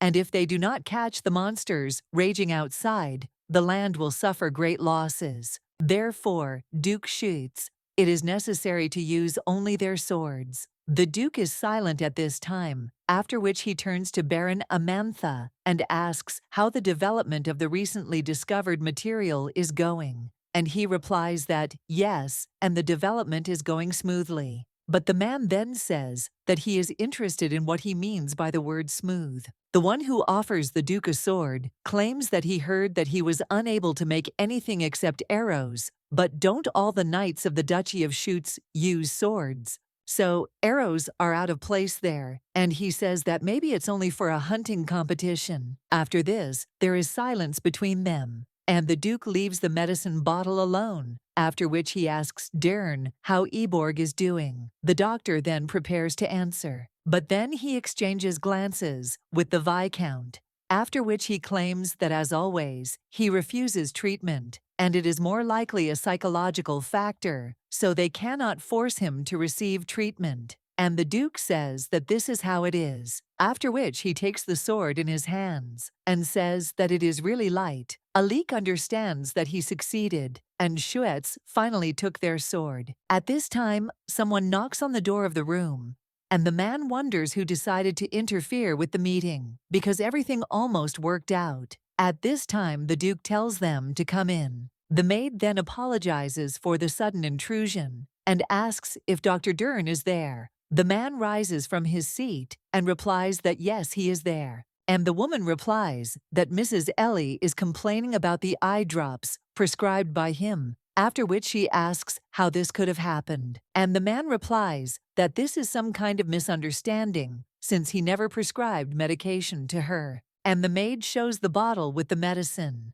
and also asks if this means that he did not prescribe this medicine. The man then looks at it and understands that this is the same medicine that he prescribed to Eborg. In order to definitely worsen the health of Eborg's eyes, he specially prepared this liquid from the cursed Red Lake, so he wonders why it ended up in the hands of the thief's daughter. And he also understands that now the Duke is considering her as an heir, and if that child had gone blind, he would have lost his life, after which he screams in shock where the girl is now. She needs to be examined because it is a dangerous drug. The woman then asks what he is saying, because he clearly said that it is a medicine. But the man is interested in who said such ridiculous nonsense, because it is a sure poison, and measures must be taken as soon as possible. But then he says that he will now go check her condition himself, and asks where the lady is, and also let her take him there faster. But when the man turns around, Eborg in front of him, who is furious,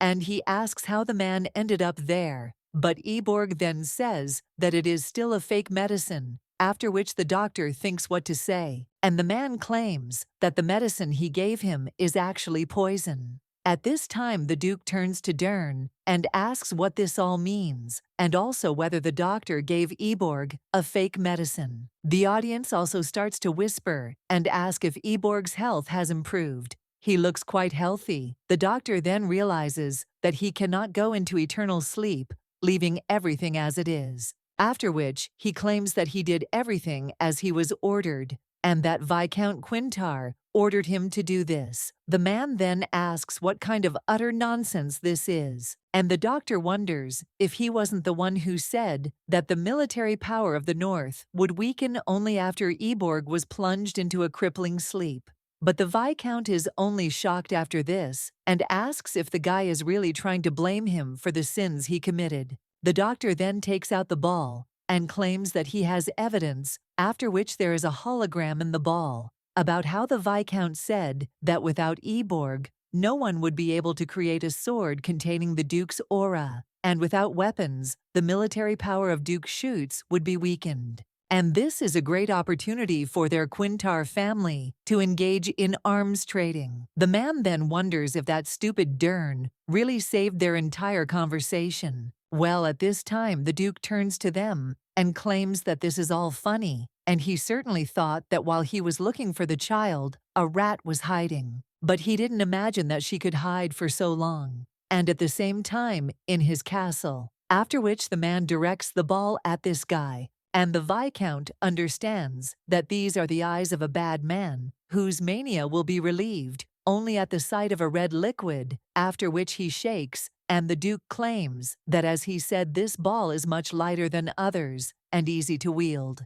so it will be easy to cut the enemy. The knight then understands that the Duke is furious, and if this continues, he will lose his composure. Well then, Eborg turns to the knight and says that after 10 years, he dedicates this sword to him. He also realizes that he has a feeling as if he is at the place of execution, and the man will definitely not accept the ball from the one who let go of his hammer 10 years ago. At this point, the Duke throws the sword away from the Viscount and says how long ago it was, because his hands are not used to holding all sorts of fakes. And since he got a real sword in his hands, he must try it out, and he asks if this is not so, after which he heads to the Viscount. And a little while later, the rest of the aristocrats watch this picture in shock, and the Duke, having finished his business, turns to Eborg, after which he asks what is going on. But the man also understands that he accepted the sword from him,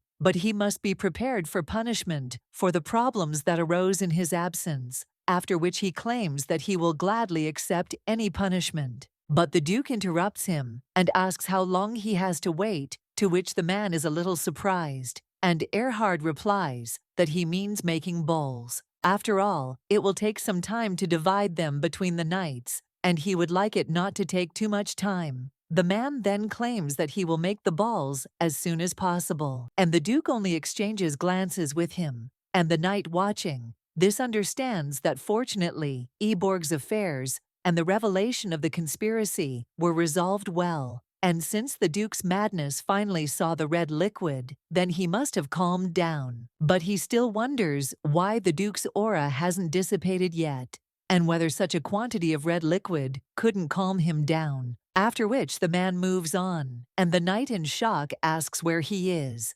At this time the Duke only opens the door to their room for the young lady, and she asks what is going on. But the man just starts shaking the young lady and talks about her eyes, because he was told that she put some strange medicine in them, after which the young lady says that she feels dizzy, and she also wonders if the lie has really been revealed. because judging by the red liquid on his clothes, things turned out okay, after which she doesn't even know what to say and understands that she should have gone there in person and pretended to put eye drops in her eyes. At this time, someone turns to the Duke, and it turns out to be the maid, after which she claims that she did not think that he would come, so she could not prepare anything. At this time, a knight also runs into the room and screams where the Duke went, without saying a word, and so quickly. After which, he sees the Duke near the young lady, and also tells him to go there quickly, but he doesn't even move. The main character only smiles after this, and when they leave the room, the knight sighs heavily, and the Duke asks why he keeps sighing, to which the guy asks if it's true. He asks because he doesn't understand what's going on. The man replies that if he knew he wouldn't have asked the question, and the knight hands him a handkerchief and tells him to first wipe off the red liquid, and also claims that he means Lady Ellie the Duke, then tells the knight to speak more clearly, and he claims that they have long been accustomed to the Duke putting someone into eternal sleep. But Mrs. Ellie is still a child, and she was probably very scared when she suddenly saw the red liquid. But if other children had been in her place, they would have lost consciousness. At this time, the maid also comes out into the corridor and claims that it seems the Duke dropped it, so she brought it to give to him. The man then says that this is how and takes the bottle of medicine. Well, the maid claims that Mrs. Ellie got this medicine from her and apparently didn't drink it herself and gave it to the Duke. The knight then claims that if it were him, he would have drunk it right away. After all, he wouldn't care whether such a fastidious person is sick or not. But the Duke then only reaches out to the knight and snatches the handkerchief from his hands, and also tells him to give it here, to which the guy agrees. After which, he remembers how the young lady looked at him, and also asks Ante if other knights usually carry something like this with them. The young man answers that of course not, and the Duke says that he should distribute one among them so that they could wipe off the red liquid at any time, and it can be made from any fabric. He also recalls how the maid approached Mrs. Ellie and asked how she got the abrasion on her face. The little girl claimed that she had scratched herself with a handkerchief that the knight had lent her, and now the Duke was thinking about it and then telling them to make it out of the softest fabric. He also realizes that Ellie can borrow a handkerchief from the knights, so it's better to take care of a beautiful pattern on the handkerchief, after which he also turns to Rona and tells her to order the servants to put something like floral patterns on the handkerchiefs, and Auntie will handle the distribution. The knight is silent after this, and the maid replies that she obeys, after which the Duke leaves, and the maid then asks if something has happened to him. A little while later, someone tells the gentleman and lady that they have arrived, and the young lady is only surprised and realizes that this is the Schuitz estate, Felingu. When the young lady gets out of the carriage, she thinks that there are a lot of people there. At this time, the boarder turns to the lady and asks if she really does not want to visit the shopping street, because in Hertz, he first gave permission for the long-awaited walk.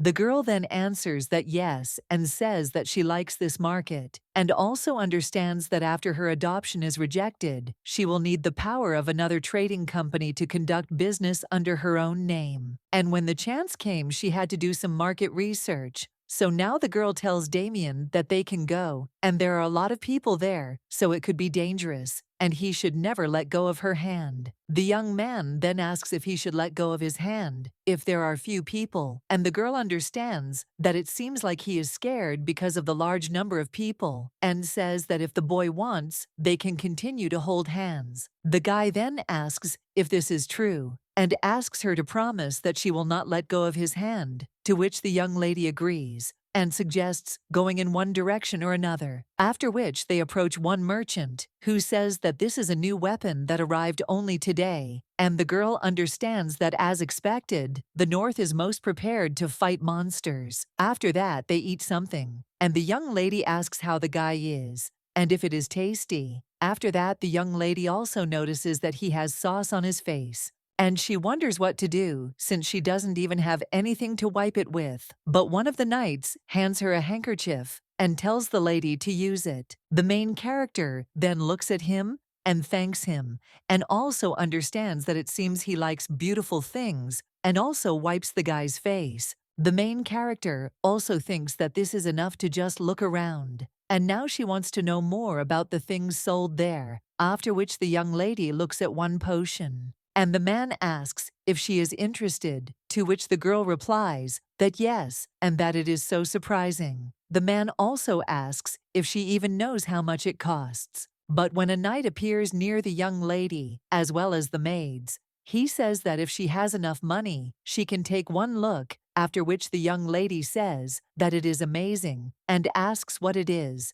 And the man replies that it is a potion that notices wounds. He also addresses her as an honorable lady and claims that this is for minor bruises, but it is better to go to a priest if something serious. The girl then understands what a minor effect is for such a price, and it is better to go to the temple, which will cleanse the Duke of Madness Schuitz. But nevertheless, poor people are not able to ask for divine help. That is why they buy such potions. The woman turns to Mrs. Ellie and asks if she is in pain and why she is interested in healing potions. The little girl replies that she is fine and that she was just thinking about giving it to the Duke when he is sick. And then one of the maids says how about buying one as a gift, because in their estate there is a custom that when children first go out for a walk, they buy their parents gifts, and this makes the gift more meaningful to the recipient. The main character then thinks about the word gift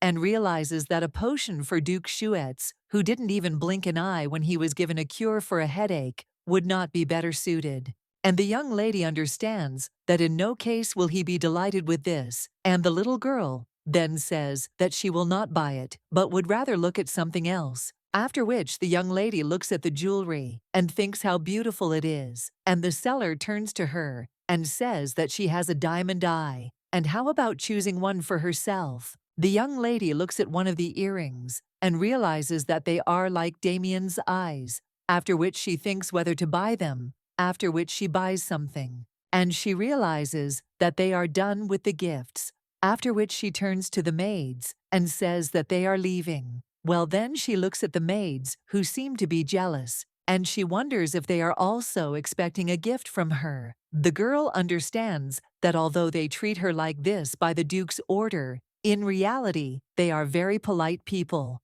and she has never bought anything for anyone but to express gratitude to everyone in the castle. The girl thinks that maybe she should buy something, but still wonders if they will like her gifts, and what if not? At this time, someone else comes up to the shop and says that it is very beautiful. The man then tells them to come and look, because this is a handmade product, and they are inexpensive, but quite popular. The woman then asks if this is true, and claims that the sparkling one really does look nice, and that she can choose one for their child, to which he agrees. And the main character wonders why there is suddenly a crowd there, after which they buy something, and when the man wraps it up, the young man puts one of the decorations in his pocket, and the main character, seeing this, understands that this is what Duke Schuitz felt when he noticed the skill of her dexterous hands. The girl also understands that these are not her things, so it doesn't matter if she passes by, but she doesn't want to allow such antics in the area where she plans to do business in the future. After which she turns to the guy and asks where he is going. But he asks what she needs, and the little girl claims that she saw him steal something from there. The woman then asks what the girl is saying now, and did their child really do something? And the young lady thinks that they have hit the nail on the head, and that it will be perfect as a first gift for the Duke. The woman at this time claims that they knew nothing about it at all. And the man claims that the child simply made a mistake in his childish stupidity, after which he says that he should apologize quickly. But when the knight looks at them angrily, the man, now a little more agitated, turns to his son and says that he will not do it again, and where did he learn to steal like that? He also apologizes and claims that they are looking after this child, but cannot change his habits. And if they are still angry, then let them take him away and do whatever they want. With him they can at least punish him or use him as a slave, because it was his own decision. But the young man then asks in shock what they said, because they themselves ordered him to do it. They also said that they would return his thing to him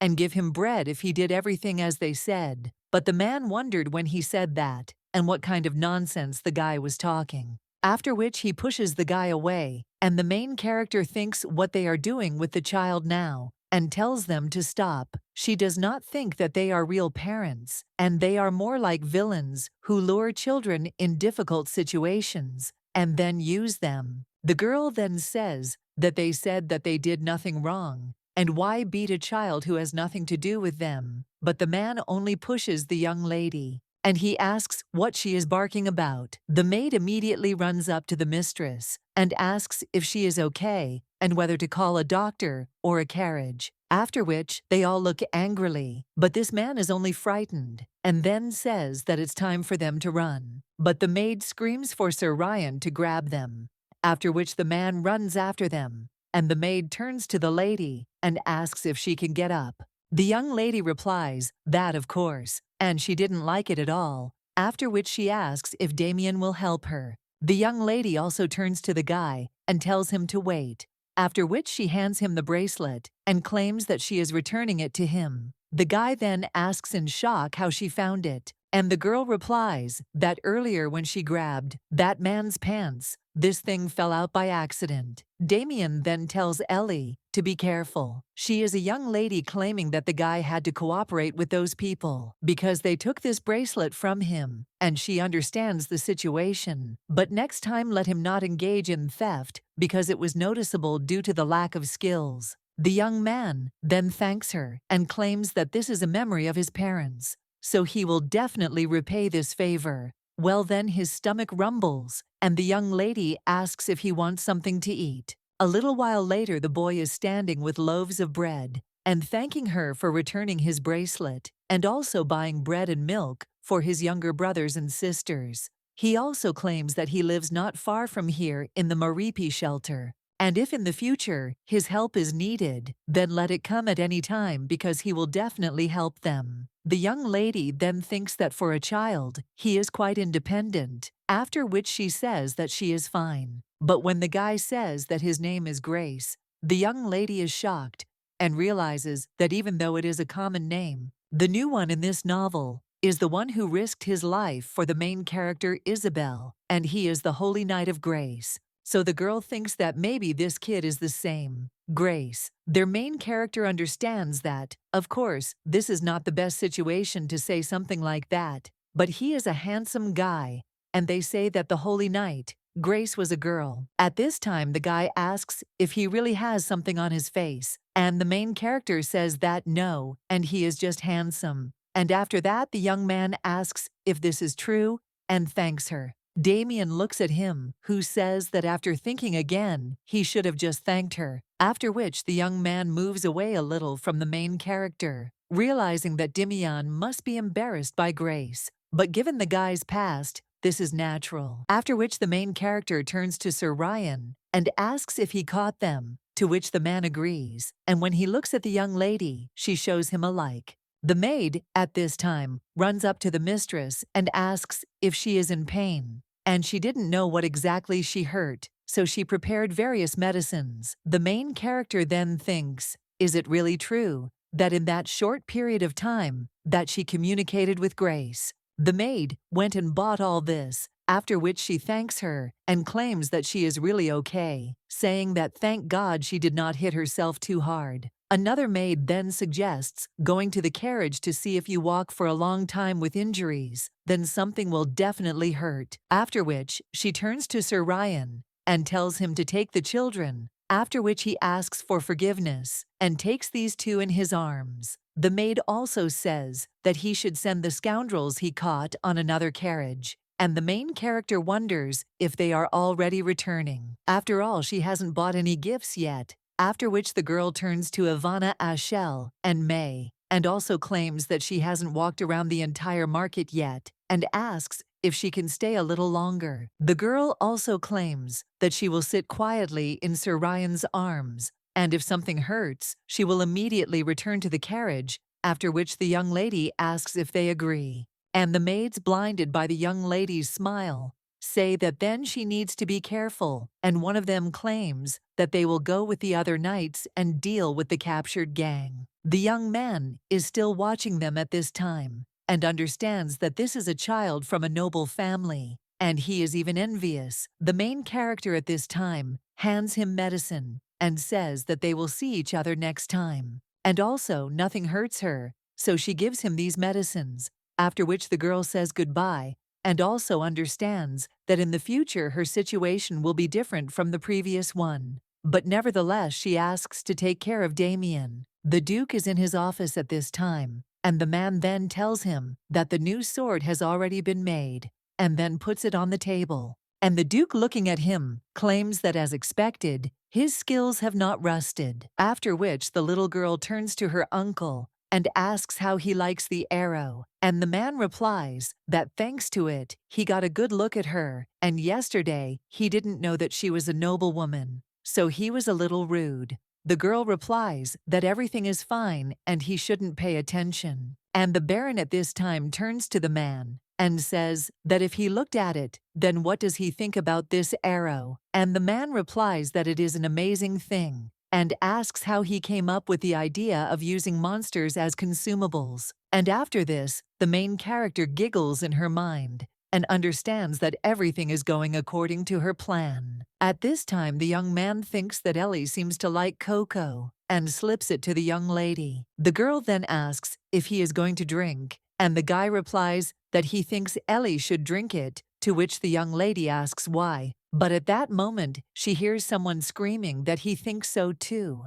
And when she turns around, she sees that it is the Baron. He, grabbing Eborg by the shoulders, claims that he also thinks that it is better to make balls than arrows, and he knew that the man would say so. After which he asks if he has decided and if they will try to do it together. The man also claims that with his skills he can create a great thing, but then he realizes that he went a little overboard and apologizes. And he also claims that his eye has not yet recovered, and also asks if he still does not think about undergoing treatment. But the man is only interested in what the Baron is talking about, and he diligently carries out the treatment. The Baron asks what he is talking about, and Eborg claims that he even received a prescription from Dr. Dethroned. Well then, he is shocked and thinks that today, while looking at the arrow, he forgot about the medicine, but then he also doesn't understand. Why does he see more clearly than usual? The Baron asks if he got the prescription, and the man thinks, did this medicine really have a bad effect on his vision? After which he turns to the Baron, and he says that he has a favor to ask of him. The young lady is watching him at this time. Meanwhile, the Duke is talking to the other aristocrats, and someone claims that he is starting a periodic report on each territory. One of the men then thinks that if that thief's daughter becomes the heir, then problems with the imperial family cannot be avoided. And he also thinks what will happen if the Duchy of Schuetz collapses because of this, because even with the right to trade weapons, without the Duchy of Schuetz, it will not work. After which he looks at Viscount Quintar and wonders if he has come up with any plan. The Duke at this time only sits with a jar of pills and also remembers how the young lady told him not to get sick. The knight watching this thinks what kind of bottle of medicine is this that pleases the Duke all day long. And the man at this time says that then they will begin. And then one of the people says that to begin with, they will begin a report from their lands.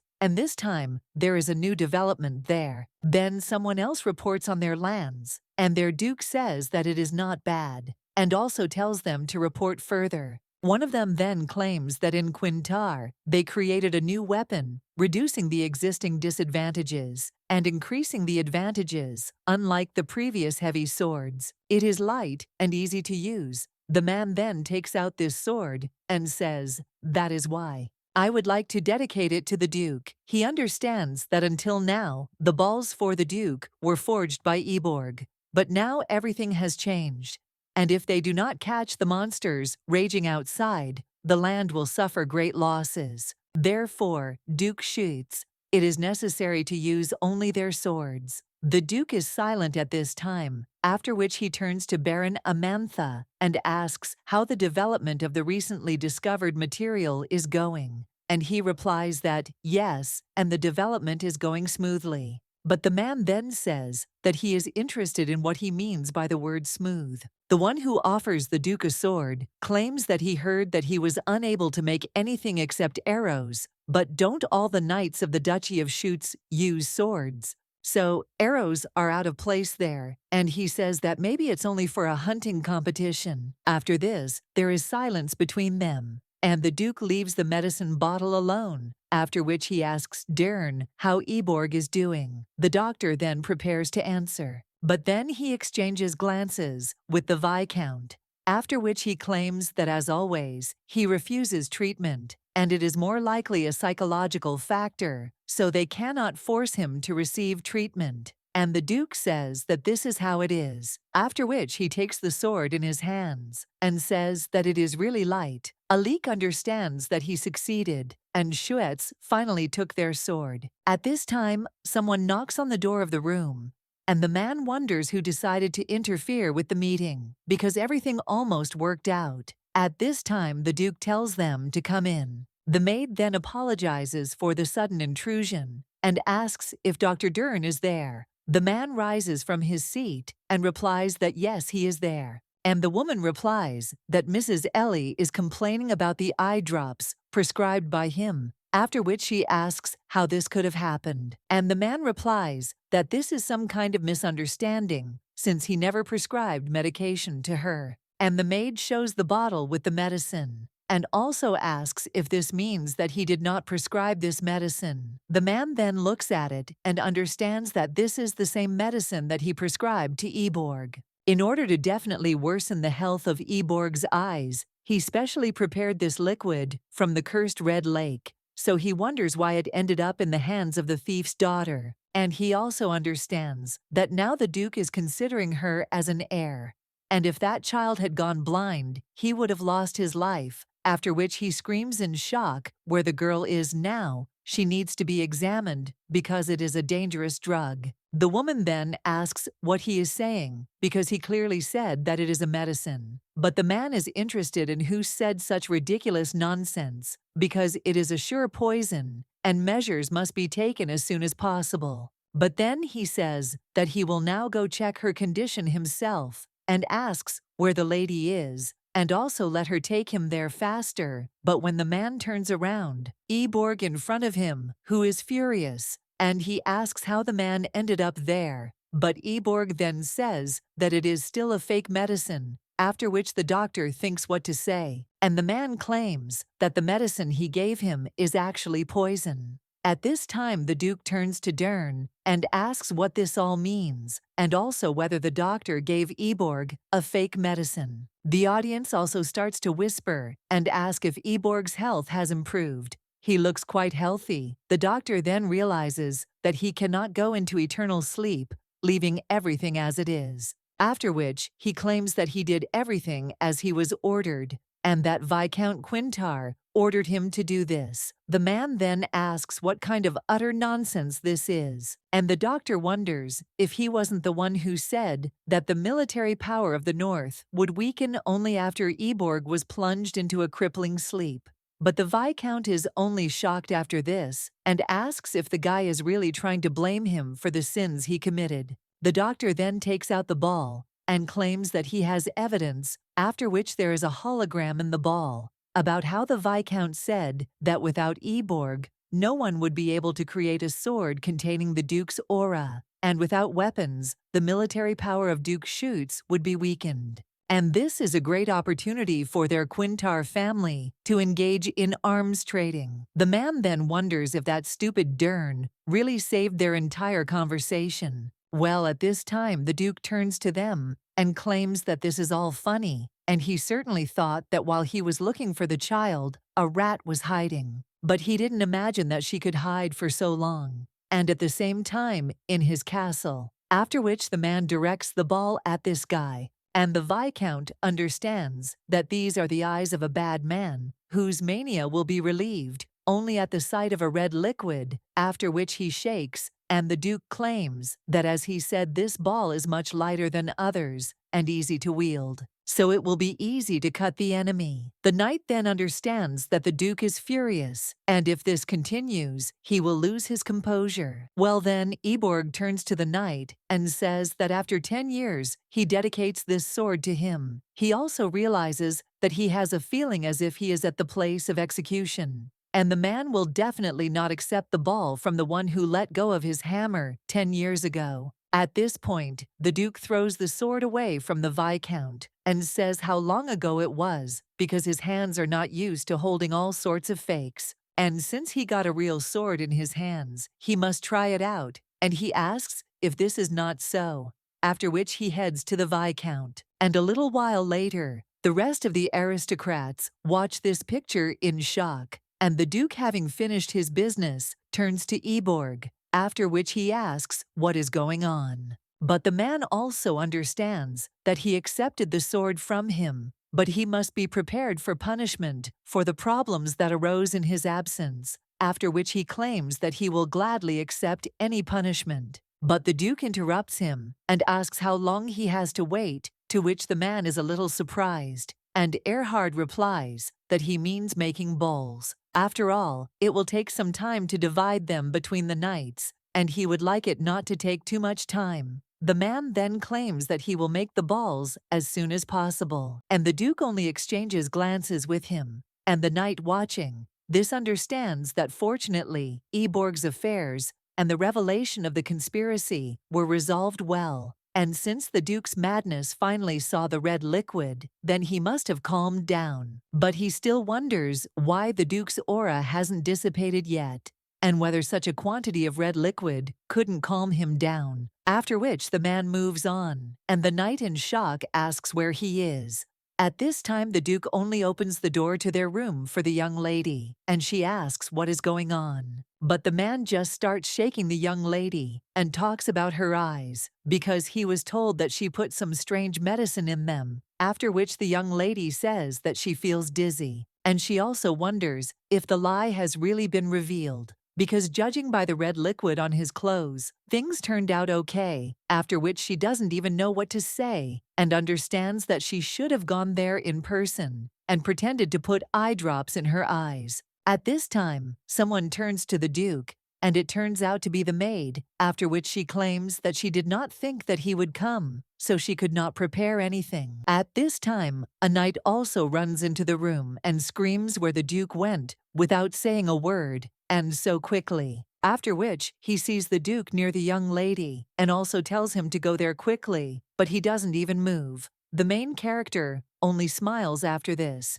and when they leave the room, the knight sighs heavily, and the Duke asks why he keeps sighing, to which the guy asks if it's true. He asks because he doesn't understand what's going on. The man replies that if he knew he wouldn't have asked the question, and the knight hands him a handkerchief and tells him to first wipe off the red liquid, and also claims that he means Lady Ellie the Duke, then tells the knight to speak more clearly, and he claims that they have long been accustomed to the Duke putting someone into eternal sleep. But Mrs. Ellie is still a child, and she was probably very scared when she suddenly saw the red liquid. But if other children had been in her place, they would have lost consciousness. At this time, the maid also comes out into the corridor and claims that it seems the Duke dropped it, so she brought it to give to him. The man then says that this is how, and takes the bottle of medicine. Well, the maid claims that Mrs. Ellie got this medicine from her and apparently didn't drink it herself, and gave it to the Duke. The knight then claims that if it were him, he would have drunk it right away. After all, he wouldn't care whether such a fastidious person is sick or not. But the Duke then only reaches out to the knight and snatches the handkerchief from his hands, and also tells him to give it here, to which the guy agrees. After which, he remembers how the young lady looked at him,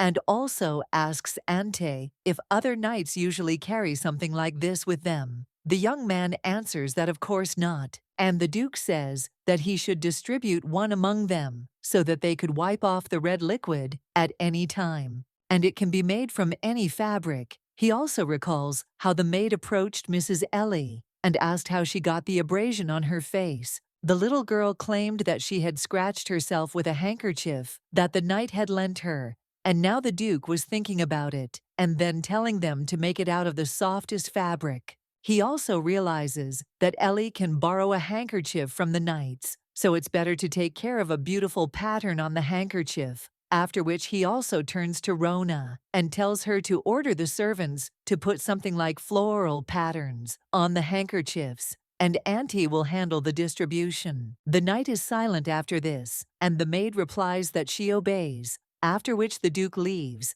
and the maid then asks if something has happened to him. A little while later, someone tells the gentleman and lady that they have arrived, and the young lady is only surprised and realizes that this is the Schuit's estate, Felingu. When the young lady gets out of the carriage, she thinks that there are a lot of people there. At this time, the boarder turns to the lady and asks if she really does not want to visit the shopping street, because in Hertz, he first gave permission for the long-awaited walk. The girl then answers that yes and says that she likes this market, and also understands that after her adoption is rejected, she will need the power of another trading company to conduct business under her own name. And when the chance came, she had to do some market research. So now the girl tells Damian that they can go, and there are a lot of people there, so it could be dangerous, and he should never let go of her hand. The young man then asks if he should let go of his hand if there are few people, and the girl understands that it seems like he is scared because of the large number of people, and says that if the boy wants, they can continue to hold hands. The guy then asks if this is true, and asks her to promise that she will not let go of his hand, to which the young lady agrees,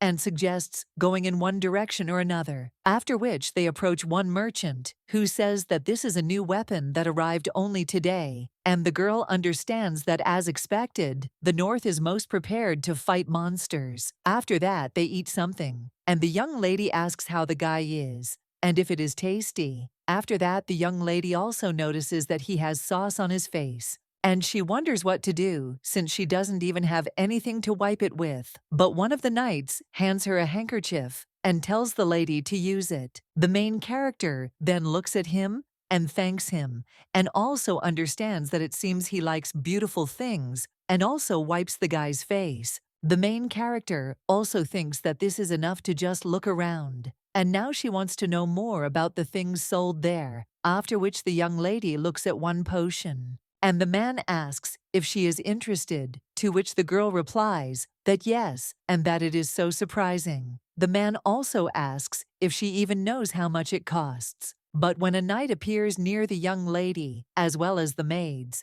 he says that if she has enough money, she can take one look, after which the young lady says that it is amazing, and asks what it is. And the man replies that it is a potion that notices wounds. He also addresses her as an honorable lady and claims that this is for minor bruises, but it is better to go to a priest if something serious. The girl then understands what a minor effect is for such a price, and it is better to go to the temple, which will cleanse the Duke of Madness Schuitz. But nevertheless, poor people are not able to ask for divine help. That is why they buy such potions. The woman turns to Mrs. Ellie and asks if she is in pain and why she is interested in healing potions. The little girl replies that she is fine and that she was just thinking about giving it to the Duke when he is sick. And then one of the maids says how about buying one as a gift, because in their estate there is a custom that when children first go out for a walk, they buy their parents gifts, and this makes the gift more meaningful to the recipient. The main character then thinks about the word gift and realizes that a potion for Duke Schuitz, who didn't even blink an eye when he was given a cure for a headache, would not be better suited. And the young lady understands that in no case will he be delighted with this, and the little girl then says that she will not buy it, but would rather look at something else. After which the young lady looks at the jewelry and thinks how beautiful it is, and the seller turns to her and says that she has a diamond eye, and how about choosing one for herself. The young lady looks at one of the earrings and realizes that they are like Damian's eyes, after which she thinks whether to buy them, after which she buys something, and she realizes that they are done with the gifts, after which she turns to the maids and says that they are leaving. Well, then she looks at the maids, who seem to be jealous, and she wonders if they are also expecting a gift from her. The girl understands that although they treat her like this by the Duke's order, in reality, they are very polite people, and she has never bought anything for anyone but to express gratitude to everyone in the castle. The girl thinks that maybe she should buy something, but still wonders if they will like her gifts, and what if not? At this time, someone else comes up to the shop and says that it is very beautiful. The man then tells them to come and look, because this is a handmade product, and they are inexpensive, but quite popular. The woman then asks if this is true, and claims that the sparkling one really does look nice, and that she can choose one for their child, to which he agrees. And the main character wonders why there is suddenly a crowd there, after which they buy something, and when the man wraps it up, the young man puts one of the decorations in his pocket, and the main character, seeing this, understands that this is what Duke Schutz felt when he noticed the skill of her dexterous hands. The girl also understands that these are not her things, so it doesn't matter if she passes by, but she doesn't want to allow such antics in the area where she plans to do business in the future. After which she turns to the guy and asks where he is going. But he asks what she needs, and the little girl claims that she saw him steal something from there. The woman then asks what the girl is saying now, and did their child really do something? And the young lady thinks that they have hit the nail on the head, and that it will be perfect as a first gift for the Duke. The woman at this time claims that they knew nothing about it at all, and the man claims that the child simply made a mistake in his childish stupidity, after which he says that he should apologize quickly. But when the knight looks at them angrily, the man, now a little more agitated, turns to his son and says that he will not do it again. And where did he learn to steal like that? He also apologizes and claims that they are looking after this child, but cannot change his habits. And if they are still angry, then let them take him away and do whatever they want with him. They can at least punish him or use him as a slave, because it was his own decision. But the young man then asks in shock what they said, because they themselves ordered him to do it. They also said that they would return his thing to him and give him bread if he did everything as they said. But the man wondered when he said that, and what kind of nonsense the guy was talking. After which he pushes the guy away, and the main character thinks what they are doing with the child now, and tells them to stop. She does not think that they are real parents, and they are more like villains who lure children in difficult situations, and then use them. The girl then says that they said that they did nothing wrong, and why beat a child who has nothing to do with them? But the man only pushes the young lady, and he asks what she is barking about. The maid immediately runs up to the mistress and asks if she is okay and whether to call a doctor or a carriage. After which, they all look angrily, but this man is only frightened, and then says that it's time for them to run. But the maid screams for Sir Ryan to grab them, after which the man runs after them, and the maid turns to the lady and asks if she can get up. The young lady replies that of course, and she didn't like it at all, after which she asks if Damian will help her. The young lady also turns to the guy and tells him to wait, after which she hands him the bracelet and claims that she is returning it to him. The guy then asks in shock how she found it, and the girl replies that earlier when she grabbed that man's pants, this thing fell out by accident. Damian then tells Ellie to be careful. She is a young lady claiming that the guy had to cooperate with those people because they took this bracelet from him, and she understands the situation. But next time let him not engage in theft because it was noticeable due to the lack of skills. The young man then thanks her and claims that this is a memory of his parents, so he will definitely repay this favor. Well, then his stomach rumbles, and the young lady asks if he wants something to eat. A little while later, the boy is standing with loaves of bread and thanking her for returning his bracelet, and also buying bread and milk for his younger brothers and sisters. He also claims that he lives not far from here in the Maripi shelter, and if in the future his help is needed, then let it come at any time because he will definitely help them. The young lady then thinks that for a child, he is quite independent, after which she says that she is fine. But when the guy says that his name is Grace, the young lady is shocked and realizes that even though it is a common name, the new one in this novel is the one who risked his life for the main character Isabel, and he is the Holy Knight of Grace. So the girl thinks that maybe this kid is the same. Grace. Their main character understands that, of course, this is not the best situation to say something like that, but he is a handsome guy, and they say that the Holy Knight, Grace, was a girl. At this time, the guy asks if he really has something on his face, and the main character says that no, and he is just handsome. And after that, the young man asks if this is true and thanks her. Damian looks at him, who says that after thinking again, he should have just thanked her, after which the young man moves away a little from the main character, realizing that Damian must be embarrassed by Grace. But given the guy's past, this is natural. After which the main character turns to Sir Ryan and asks if he caught them, to which the man agrees, and when he looks at the young lady, she shows him a like. The maid, at this time, runs up to the mistress and asks if she is in pain, and she didn't know what exactly she hurt, so she prepared various medicines. The main character then thinks, is it really true that in that short period of time that she communicated with Grace? The maid went and bought all this, after which she thanks her and claims that she is really okay, saying that thank God she did not hit herself too hard. Another maid then suggests going to the carriage to see if you walk for a long time with injuries, then something will definitely hurt. After which, she turns to Sir Ryan and tells him to take the children, after which he asks for forgiveness and takes these two in his arms. The maid also says that he should send the scoundrels he caught on another carriage, and the main character wonders if they are already returning. After all, she hasn't bought any gifts yet. After which the girl turns to Ivana, Ashel, and May, and also claims that she hasn't walked around the entire market yet, and asks if she can stay a little longer. The girl also claims that she will sit quietly in Sir Ryan's arms, and if something hurts, she will immediately return to the carriage, after which the young lady asks if they agree. And the maids, blinded by the young lady's smile, say that then she needs to be careful, and one of them claims that they will go with the other knights and deal with the captured gang. The young man is still watching them at this time, and understands that this is a child from a noble family, and he is even envious. The main character at this time hands him medicine and says that they will see each other next time. And also, nothing hurts her, so she gives him these medicines, after which the girl says goodbye, and also understands